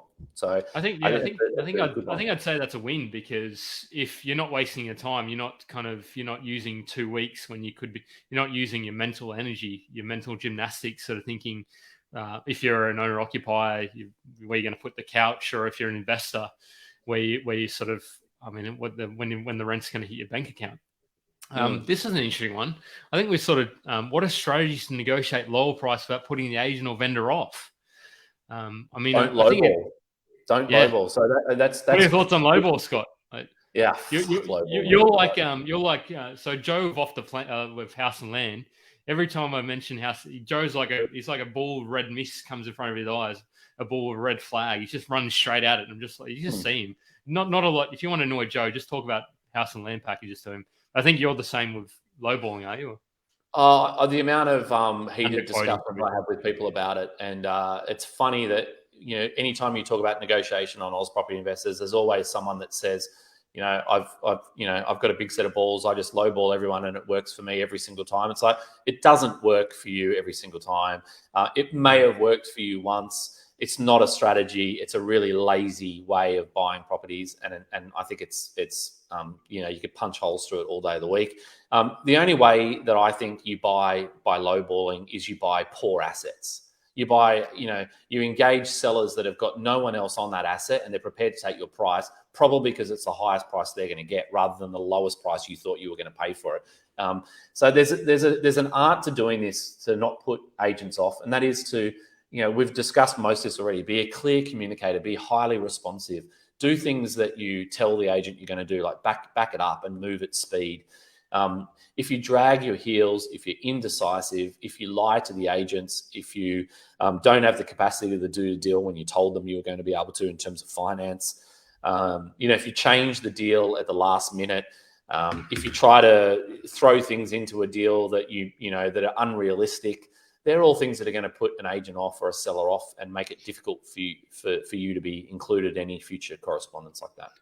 Yeah, and I think being clear and upfront sort of first up is vital, because you sort of start, and even once you've actually had an offer accepted, I think it's important that I don't know if there's other people like this, but actually signing the contract. Like if you're leaving if you've had the offer accepted, like get your conveyancer or whoever it is to review the contract if you haven't prior, and make sure you do that, and keep communicating with the agent as well, saying, hey, look, I'm just waiting on my conveyancer to review it or whatever it is. I'm gonna get this contract to you ASAP, and then sort of make ssure you're not sort of dicking around. There's a few comments here about lowball, and there always is, which is why you laughed about it up front. There's a way of doing it, right? So I don't know what lowball Sammy Gordon means, but it's how he tagged Sam. So it's Brendan. Cool. So it must be kind of to joke about it or something. All good. So I mean, there's lowballing, like uneducated lowballing, and then there's lowballing when you're not in a hurry and you're just looking. But I would challenge, why are you not in a hurry? Like in terms of why are you just throwing offers out willy-nilly on properties when you're not serious about buying? That doesn't really make much sense. You're either in the market to buy and you buy the best asset you can every time, or you're not in the market. I don't understand why you just be throwing around offers willy-nilly on the proviso one person bites. But there's a way of doing it that's, I wouldn't say it's lowballing, but it's the same potential outcome. And it would be along the lines of me ringing an agent and sussing out what will buy it. And often I'll go lower than my strategy that I teach, which is that kind of 95 to 97% of the way towards the target price when you make your first offer.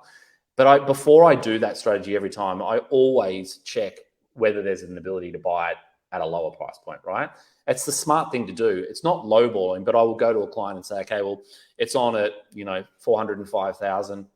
I might have that same dialogue along the lines of, I'm working with a client at the moment that's sitting around that kind of 350 mark or 330. Am I wasting my time on this one? And you'll either get an instant, yeah, you're absolutely wasting your time. Like, we've got interest already at 380. You'd need to be north of 380. And that's another really good way of engaging an agent to get information out of them. If you go to them and say, what do I need to beat? They'll say, make your best and final offer.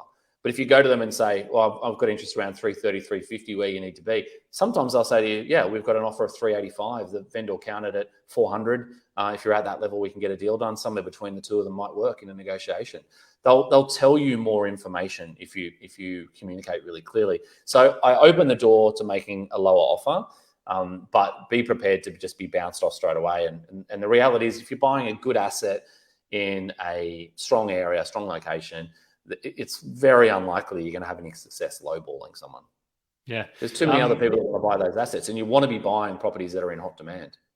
Yeah. So that kind of, you almost want to take a couple of steps back and sort of say, well, establish the type of asset you want to be buying before if you're lowballing and winning, then you probably haven't sort of set your own parameters up front, unless you're actually happy buying that asset. And if so, then that's fine. Yeah. And most agents will say to me, so sometimes we're buying in like Townsville, for example, or Ipswich or wherever it might be. And I'll say to the agent straight up, and we do our own due diligence, of course, but just to save doing the due diligence in terms of flood zoning, I'll ask the agent, is it in a flood zone? No, it's never flooded. Is it in a flood zone? No. Oh, no, it's not in a flood zone. Okay, great. And then we do our due diligence and it's in a flood zone straight away, and we just dismiss it instantly. So a lot of buyers aren't asking those questions. A lot of buyers aren't doing that research, and they're the properties they're buying that they're lowballing and having success with, because they're buying dud assets. They look on paper really clean, really strong yields, potentially really nicely renovated, but it's in a fire zone, or it's in a flood zone, or it's in 100 meters of power lines, major power lines, or some other issue like that you haven't quite done your due diligence on. So, I think you've got to be really careful that you lowball and win, and you win a dud. Yeah, we've probably sort of unpacked some of these throughout, but I want to sort of crystallize the answers or get some really real nuggets out of you in terms of if an agent says they have somebody at 385 or whatever price it is, what kind of what sort of tells do you have there to sort of see if the agent is actually legitimate? What are the terms of the offer? Oh, is it unconditional? Yeah. But isn't that kind of the same as yeah? But I want to know, and you'll very quickly work out, are they lying? Because they're going to tell you. Yeah, they can't. They're changing their story around. Yes, and it's like, yes. So you ask qualifying questions, and you listen, and being a good negotiator is all about being a really good listener. And you ask questions, you set the trap, and then you let them talk. And what you find with people that are lying is they'll often talk for a long time to try and cover their tracks. Someone that's highly confident and they've got a buy there that's at 385, they'll just tell you it's 385 and it's none of your business. And we're going to exchange tomorrow afternoon unless someone beats it. Yeah, or it's 385, it's unconditional, and we're ready to go. So unless we get a better offer on that, and also not only if we get a better offer, we're still going to disclose your offer to everybody and let everyone have a fair go at beating it. That's when you know, okay, well, they've got other interested parties. So there's ways of asking questions like that to establish whether it's real or whether it's fake. So I think you've just got to ask really good questions that are loaded, listen, and sometimes do that over a period of time as well. So it might not be, all in one conversation. You might ask that same question a couple of different ways, over face-to-face, over a text, or over a phone conversation, and see if those answers line up. Because of the fact they're dealing with 200 people a week or 300 people a week, often they get caught up in their own lies. The amount of times people will say to me, oh, this, and then you ring back 5 days later or 7 days later, and I'll remember it, or I've got notes in Pipedrive, our system, about what the agent told me. And then the stories don't correlate. It's like, okay, well, this is just all horseshit, right? So I know there's probably no one else, and then I can just push harder. Always fishing. Now, one thing I want to talk about just there really quickly, you can lowball when you're cash rich and settling in 4 days. I say bullshit to that. Oh, now the reason I don't like that is, in what state does cash rich give you much advantage these days if someone's got a pre-approval or a conditional approval and they can settle in 30 days, for example, which is normal terms for most of the country? I saw somebody the other day got finance approval in 2 days. And it's going to settle in probably... We're negotiating at the moment of 5 days, right? So if you've got a buyer that as an agent that has bid on another property before and missed out, or went through the whole buying process and a deal fell over because it was a building and pest report or something that crashed it that wasn't their fault, they're a genuine buyer. If they come to you and you're competing against a cash offer in 14 days and someone that can wholeheartedly do the deal in 30 days, but they're offering more money, then I'm going to tell my owner to take the higher money if I'm the seller. So it doesn't always mean you can lowball just because you've got the best terms. You may have to have the best offer as well. And the more, it's bizarre in Australia, but the richer this country has got, the amount of cash deals that we have to compete against is crazy. It blows me away how many people are buying with cash. So if you walk around thinking you're the only cash buyer, it depends where you are in the country and at what price point, but you'll be shocked at how many other people can buy cash that are competing. Yeah, you do hear it anecdotally quite a lot from and you sort of, and even interesting. I saw a deal the other day where you actually, I think we weren't too they weren't too far above where the cash offer was, but they decided to go with the offer that had was a higher offer. So cash doesn't necessarily, like, obviously if there's only $2,000 or $3,000 difference, it might not make a difference. But if you're thinking you could go in and buy something sort of 10% below another offer, I think it's unlikely. In Queensland, for example, a lot of agents will say to me, it doesn't matter whether you're cash because we're not losing any deals. Deals aren't falling over on finance. It's highly unlikely in our office that a deal will fall over on finance. So, I don't know how they are doing their checks in terms of making sure their buyers are legit and they're organised and the rest of it. A lot of contracts in Queensland, they'll want to know who you're borrowing through, who your broker is, and they'll speak to the broker directly to ascertain. Oh, wow. Actually, yeah, that's actually true, because I remember when I was a broker back in the day, I had a real estate agent call me up and they sort of said, well, how's the finance going? I was like, oh, I work for the other guy. It's going pretty well. Yeah. I thought it was pretty vague, but I'd never hadn't, but they were from Queensland. So kind of, there you go. So I didn't, so that's common practice up there in Queensland, but I haven't seen Joe have too many. That's kind of, they don't really call, or maybe they bought off agents that aren't doing that sort of checks. But I think that's just a good one to know, though, because there's little things like that if I'm cash, then I'm going to be in pole position. But they're kind of furfies now in the real estate world in Australia. It doesn't necessarily guarantee a position. Of course, you'd rather be cash and settling in 14 days. It's a much stronger negotiation. It helps. Picture in most instances, but it doesn't guarantee you anything. Yep. I wanted to, this is an interesting question. Today I was listening to a debt negotiation, very relevant. Have you done any, and how do you go by it? So that's I haven't. It's a simple answer. Sorry to kill that one on the head, but you might know a little bit more about that with your banking background, Jeff. But Joe, we even wrote a newsletter on that. It's Kushal has written this. Go and check out, and we will be coming back with a newsletter as well, the monthly newsletter. Joe and I have been on a bit of a hiatus for that, but it'll come back bigger than better. Joe and I just have to hash out a topic. But no, we've done a couple of sessions on that as well. But I think it's really about, that's an interesting one. I think it comes down to the bank as well, because if the smaller the bank, they're not as concerned about, I mean, maybe not necessarily not as concerned, but the bigger banks, they actually they're more interested because they employ people they have a retention team. They have like bums on seats. So those people really want to keep people whereas I think the smaller banks, they probably just have like a person doing the same kind of thing. So they're not as concerned about losing and they won't offer. But anyway, that's just anecdotal again. But there were some more questions that I had in here. Let's see. This is an interesting one as well. We got to get our purchasers to put our best foot forward. Well, I mean, that's kind of, what are your thoughts on this kind of conversation that agents? I think it goes back to the same thing. You have to use leverage in that point and say, okay, well, look, we if we're going to vaguely have to bid on a property and not know where it stands, we're too far down the line on another property and we'd rather focus our energies there. We really like this property. It's our preference and we're prepared to go to X. Yeah. Are we wasting our time or not? And again, so often the agents will tell us, you're not wasting your time or you are wasting your time. And then you just know straight away. And of course, you then build your negotiation strategy around that. You don't tell them the final number that you're going to pay. You tell them a number that might be, a couple of percent behind that. And that gives you some room to move on the negotiation, but it at least gives them something to work with, an agent to turn you away or bring you into the fold. Yeah, it's because there's although agents do want to generate a whole bunch of interest, at the same time, if you're not going to be close to where it's going to sell, the busier agents, you kind of them writing up 15, 20 offers or whatever is not necessarily, not like that one you had 56 offers. Like, I don't know. It was ridiculous when the market's booming. But let me kind of put a disclaimer there.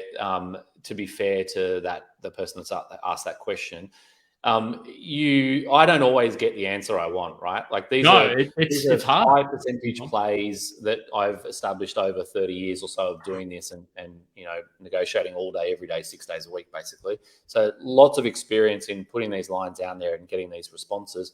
But it doesn't always work. There's very often an agent will say to me, mate, go and buy the other property then if you're not prepared to play the game. This is how we're playing it. Or this is the owner's instructions and we're not doing it any other way. So I think it'd be silly for me to say to you that these things work all the time. They don't. You have to be honest about it. These are just high percentage response plays that we put into action each day that very often get us the outcome that we want and give us the information. But yeah, you've just got to be prepared, unfortunately, to blind bid on some properties, and you do that by understanding the market and your product knowledge is at a high level and having confidence around a walkaway price. We've played this game before on the show, but when I'm trying to set an auction target price, a walkaway number for my client or even for myself and my wife when we're bidding, I'll start by saying something like, well, what's your target price? And you might say to me, Jeff, it's $1 million. And I say, okay, well, if the bidding gets to, right at the end, exhausted at $1 million, and then the agent comes over to me and says, $1 million's not going to buy it, but $1.1 million will close the deal and we'll get it done right now. What do you want to do? And then I just shut up. And Jeff's going to have a think about it with his wife and say, well, look, at $1.1 million, we'd probably go ahead. Okay, well then your target price is $1.010 million. And I'm going to keep playing that game. Okay, Jeff, the agent comes back to me and says $1.010 million's not going to buy it. Yeah. $1.022 million is going to buy it. And this could be just in a private negotiation. It doesn't have to be an auction. Will you pay it? Oh, I wouldn't go to $1.022 million, but I would go to $1.018 million.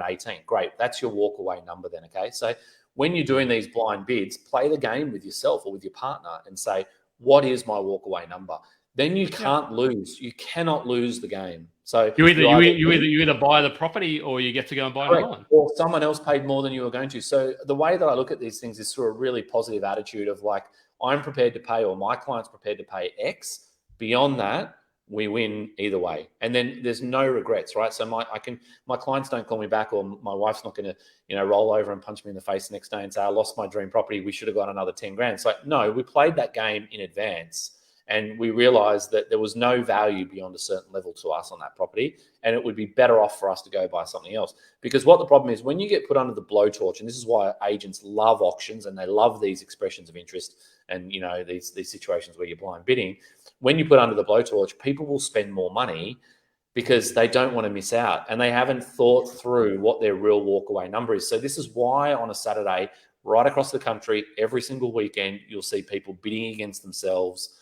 When they don't have to, even when the auction is finished, they go out the back and they bid even more against themselves when they've just had a public auction and no one was prepared to pay any more from that. So you've got to understand where the line is in the sand and stick to it. So it's the same with blind bidding. You can do it with confidence. How do you how do you feel when you sort of go in to buy a property and the negotiation is really kind of silky smooth and you just buy it at the price? Is it? I almost feel sometimes that I then could have got it a bit cheaper. Is that yours? Like, I don't know. Whereas I feel sometimes if the negotiation is really hard and you it's like when you're really one of those big fishes and you works really hard and then you've actually worked for it. What are your thoughts on that? Like, I'm just. I think it's human nature to feel that way, right? Like you feel like, okay, well, that was too easy. But then at the same time, if it's under the buy price, then should I just be happy that I bought it under my buy price anyway? My mind doesn't go to the fact that it was too easy. My mind goes to the fact of what's wrong with the property. So I constantly say this in the office when we get those easy occasional ones with that we negotiate. They don't happen very often, and you're like, oh yeah. Yeah, well, you end up saving a fair bit of money, and then I turn around to Sammy, my right-hand man, and say, oh, let's just go back through the DD or whatever, and let's just revisit all those things and just triple check everything because that was too easy.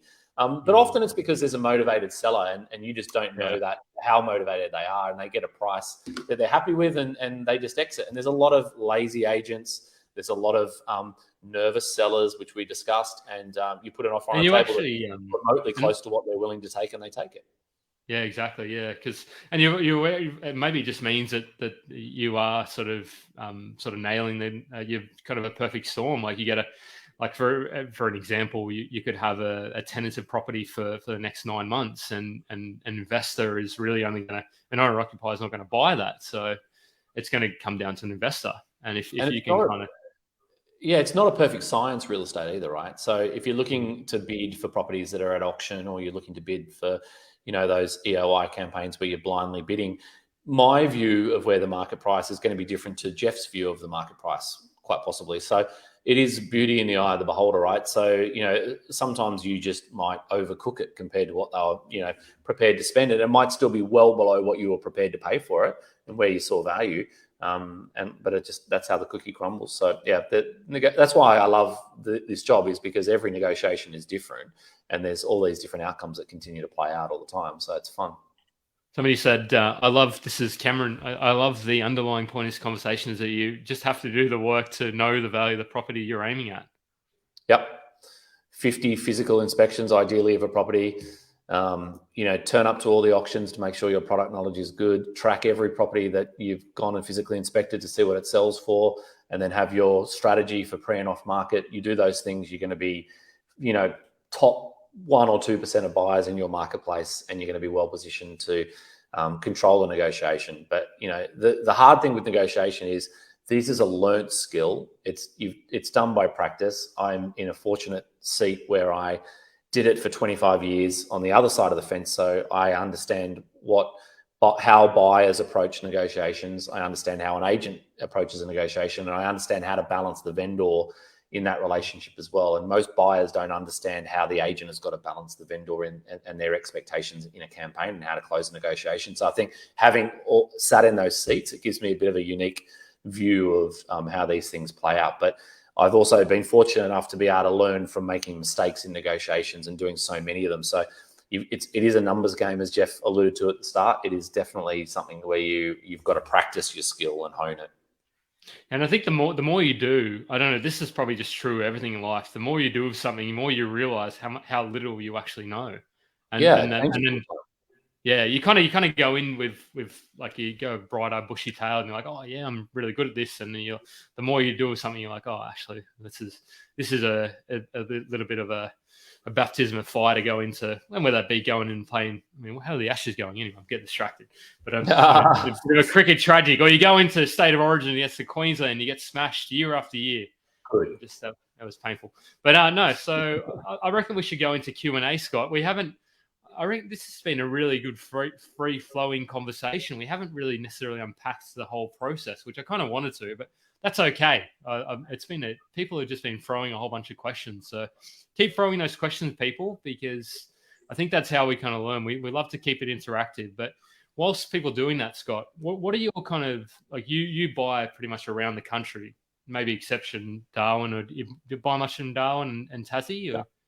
No, I bought a few in Tassie for clients, but mainly for owner-occupied. Actually, no, that's not true. Actually, some people in our group here, we've bought a couple of properties for. That's right.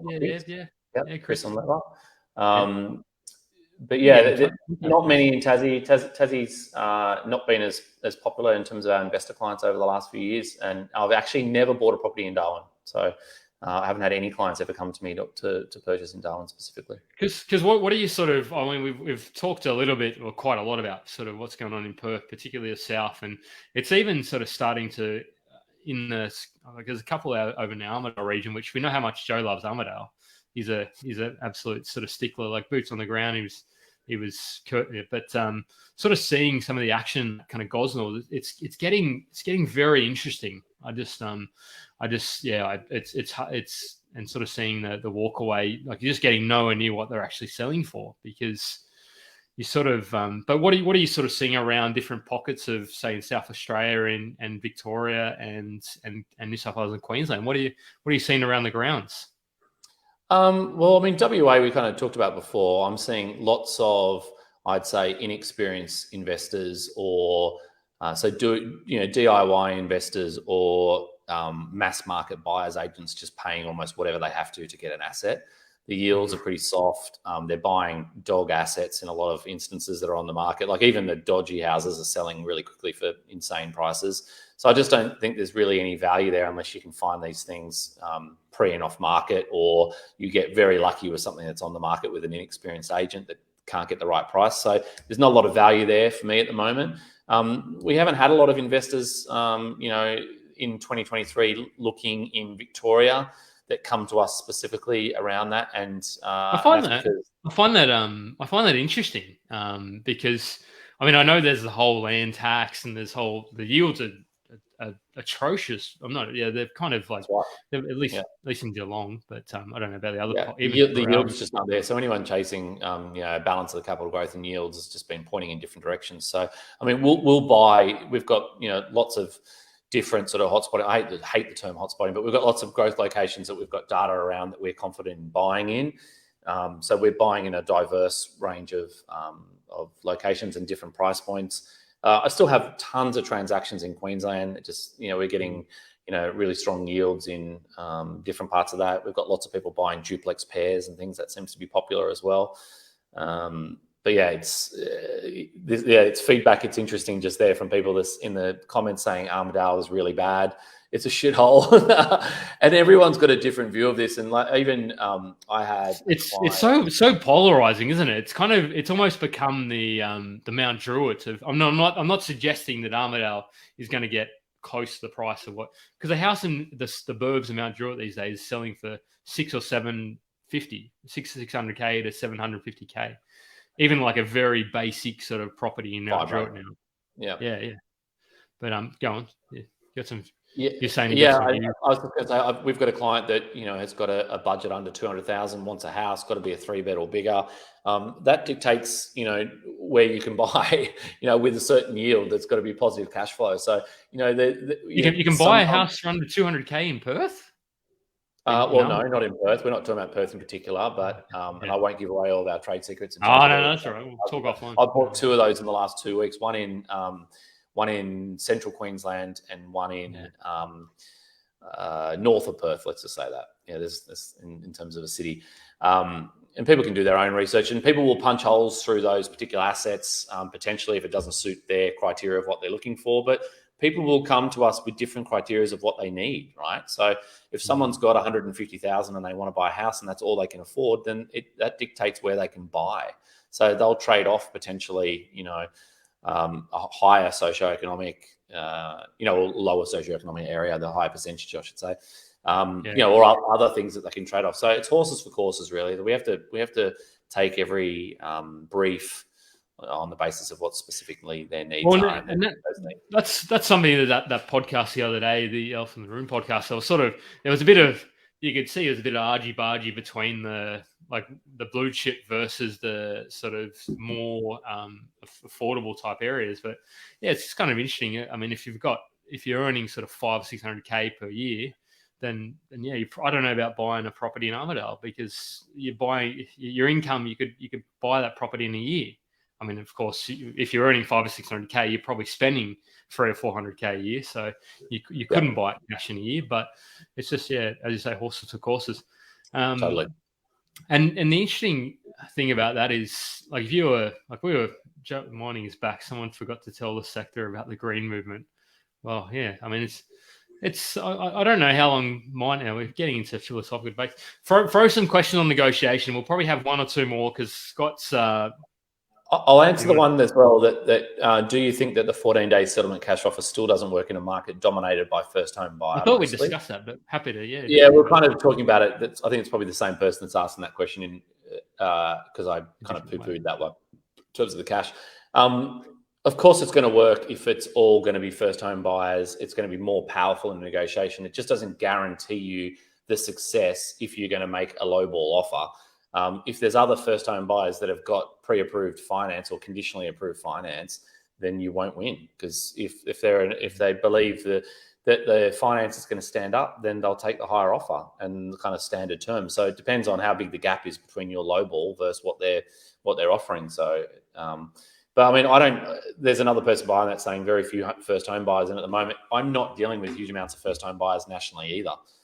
So not many owner occupiers. They can't afford it, mate. They're trying to buy in bloody Bondi or I don't know, Cottesloe. They're trying to buy in these. Like it's just it's kind of interesting because you see these sort of people say they can't afford a property, but then you ask them where they want to buy, and they want to buy sort of in a city, and they want to buy like a nice kind of, and they're sort of looking at properties for 1 or 1.5 million, and it's like, well, of course you can't buy that property for your first property. Yep. Yeah, priced out of the market. So, but yeah, interesting. Yeah. Let's see. So here we go. You're suggesting WA is starting to get overcooked? Well, I mean, that's a huge question. WA is a massive state, so it depends. I mean, yeah, it's only like it's probably bigger than most countries in Europe. So, I mean, but I mean, I think you just have to be cautious, because for me, what and you're probably seeing it as well. Like, you just start to see.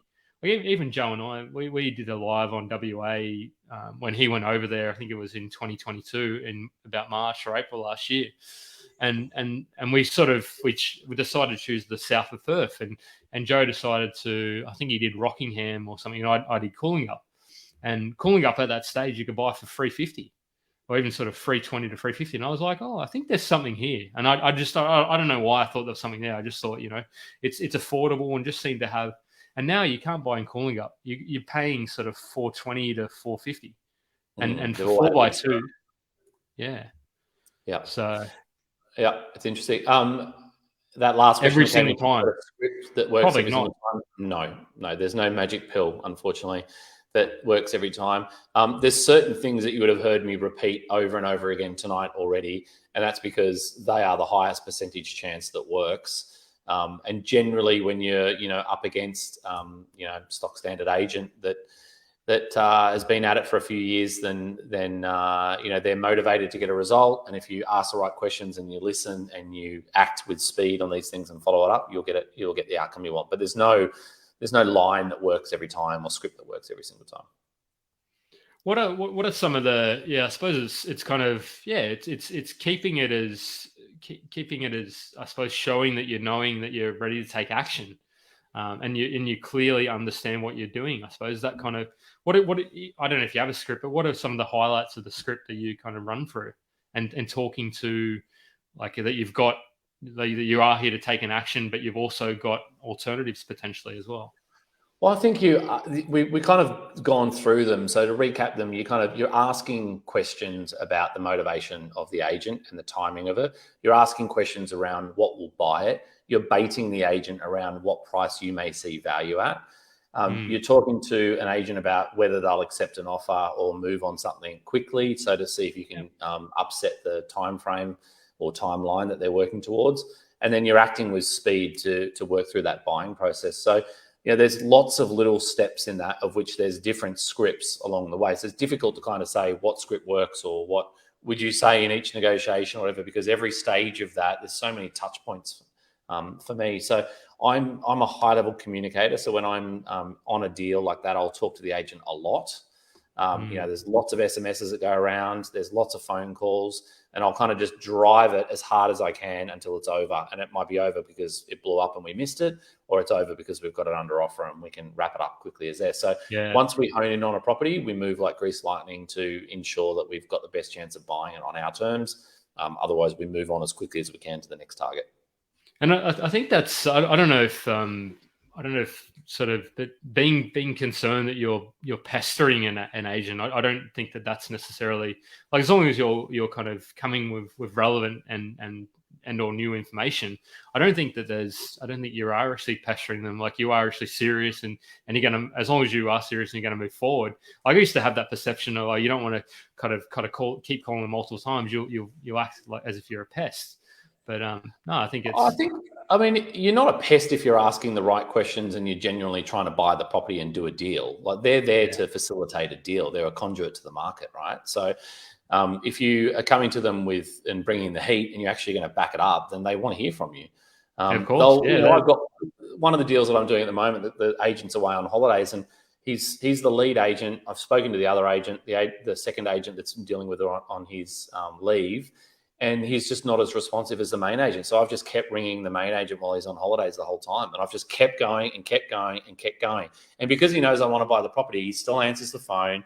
I'm sure he's not answering the phone to general buyers, but because he thinks he's got a line on the line with us, that he's going to get a deal done, then he's actively, working to close it for his client and get a deal together. So I think, if you come at it and you're legit, then they'll take your calls, and you can get a direct line to the deal maker. Yeah. Oh, we appreciate your time. We've got a couple of questions that'll lead quite nicely into telling us how we can find out, how we can get more of Mr. Scott Aggett in our lives. So this is an interesting one. Is your course aimed at buyers agents or more at end users? Like, I don't know if it's buyers agents. Like, I've had heaps of buyers agents go through the course already that are just starting out to understand some of our tips on how to find, analyze, negotiate, and transact, which is what the course is broken up into in the 4 pieces. Joe absolutely raves about it. He sort of talks to, we've sort of been talking to you for 2 to 3 years. I think it's 3 years, maybe at least 2 years. Yeah. So the course is more aimed at the course is about the buying process. So to take a buyer from zero to hero, basically, in terms of being able to control that process for themselves. What it does, and the reason I wrote that course, it's broken up to 44 individual lessons, and it's the 4 sections that I said. And it's to reduce your days on market. It's to teach you how to find things pre and off market at no cost. You don't have to spend any money. That's a free thing to do, just a bit of your time. And then it gives you the skills and some of the dialogues to go through and to control those negotiations at best, and to understand what's going to come next. And that's one of the key things for buyers is, okay, I've done this, but what do I do next? Well, you need to know what's going to happen next, what's required of you, what's required of the agent or the seller to keep those deals moving at a quick pace. So there's no other course like that I had seen in the marketplace. So I kind of data dumped 30 years of my experience as an agent. There's lots of attachments and things like that, and spreadsheets and things, so to give you like something to work on in each part of those courses, each part of that course breakup as well. So you can actually do it on the run, and you can take notes and things as well that you can put into place straight away while you're looking for a property.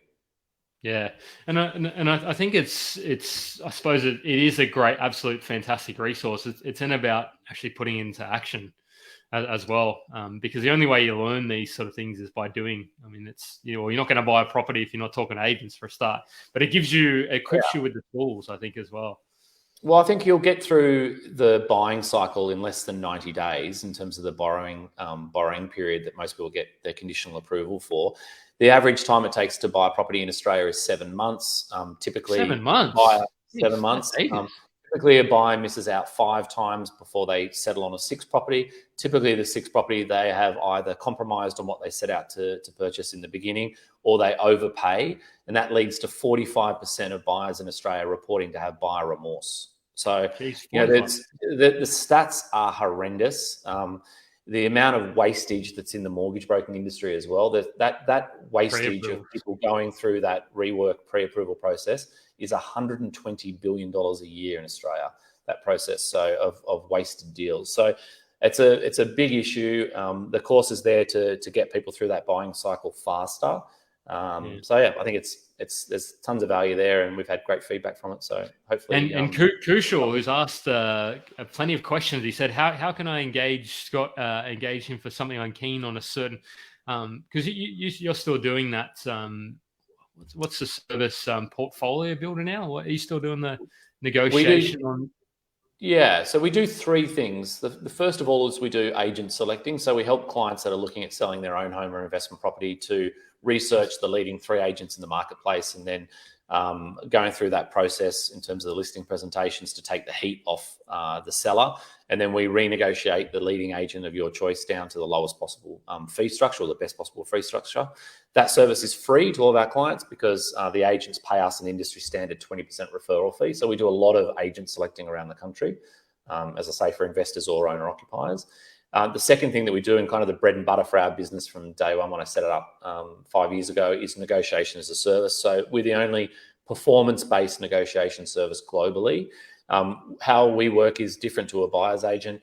Only 3% of Australians pay for using a buyer's agent type service. That means 97% of Australians are out there. It's probably gone up recently, has it? Like, how have you got the numbers? Potentially, it's impossible. I've had this conversation with lots of people in the industry. It's really difficult to ascertain what that number is, but generally speaking, it seems to be a consensus around about 3% of the market. So that means 97% of Australians are out there trying to buy their own home. They're going through exactly the key issues that we just stated before. So we've built a business around those 97% of people that have got the capacity to go and find their own property. They're already doing it now. When they find their property that they want, and we're coaching them through my course and giving them other tools to build rapport to find these properties faster than other buyers. When they've found it, we'll analyze it for you, and then we'll set a target price, or you'll set us a target price. That's our line in the sand for negotiation. And we have a performance fee based on how much money we save you. So we're financially aligned with you to buy it at the lowest possible price, and we're paid more depending on how much we save you below the number that you are comfortable paying. So there was a question there about how does it work. So we charge an upfront retainer of $3,995, and that stays in play until you've bought a property. There's no negotiation or time limit. When you engage us to negotiate on a target property, we then have a 15% performance fee. So if you say it's $1 million that you're prepared to pay, that's your target price. We'll on average go and buy it for $970,000. I use that number specifically because our average saving is $30,000 nationally below the target price.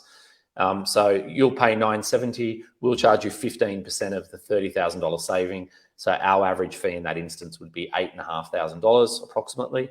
And you're $21,500 net ahead, and we've done all the work for you, and you've had that complete confidence. So that's negotiation as a service. That's the core of our business. And then for investors, we have a product called Portfolio Builder, and that's where it's a complete done-for-you service.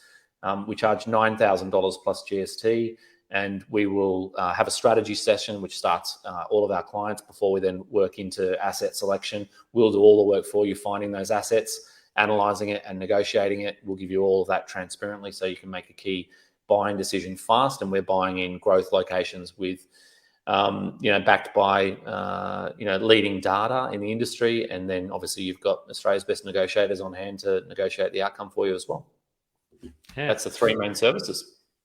And if you want to check out Scott's team, that I've got them there. Check it, and we've got the link to the course as well. So yeah, I think this has been a fun-filled session. I think this is the first time, well, not the first time we have had Joe and myself on, but this is the first time with a guest actually, where we've had.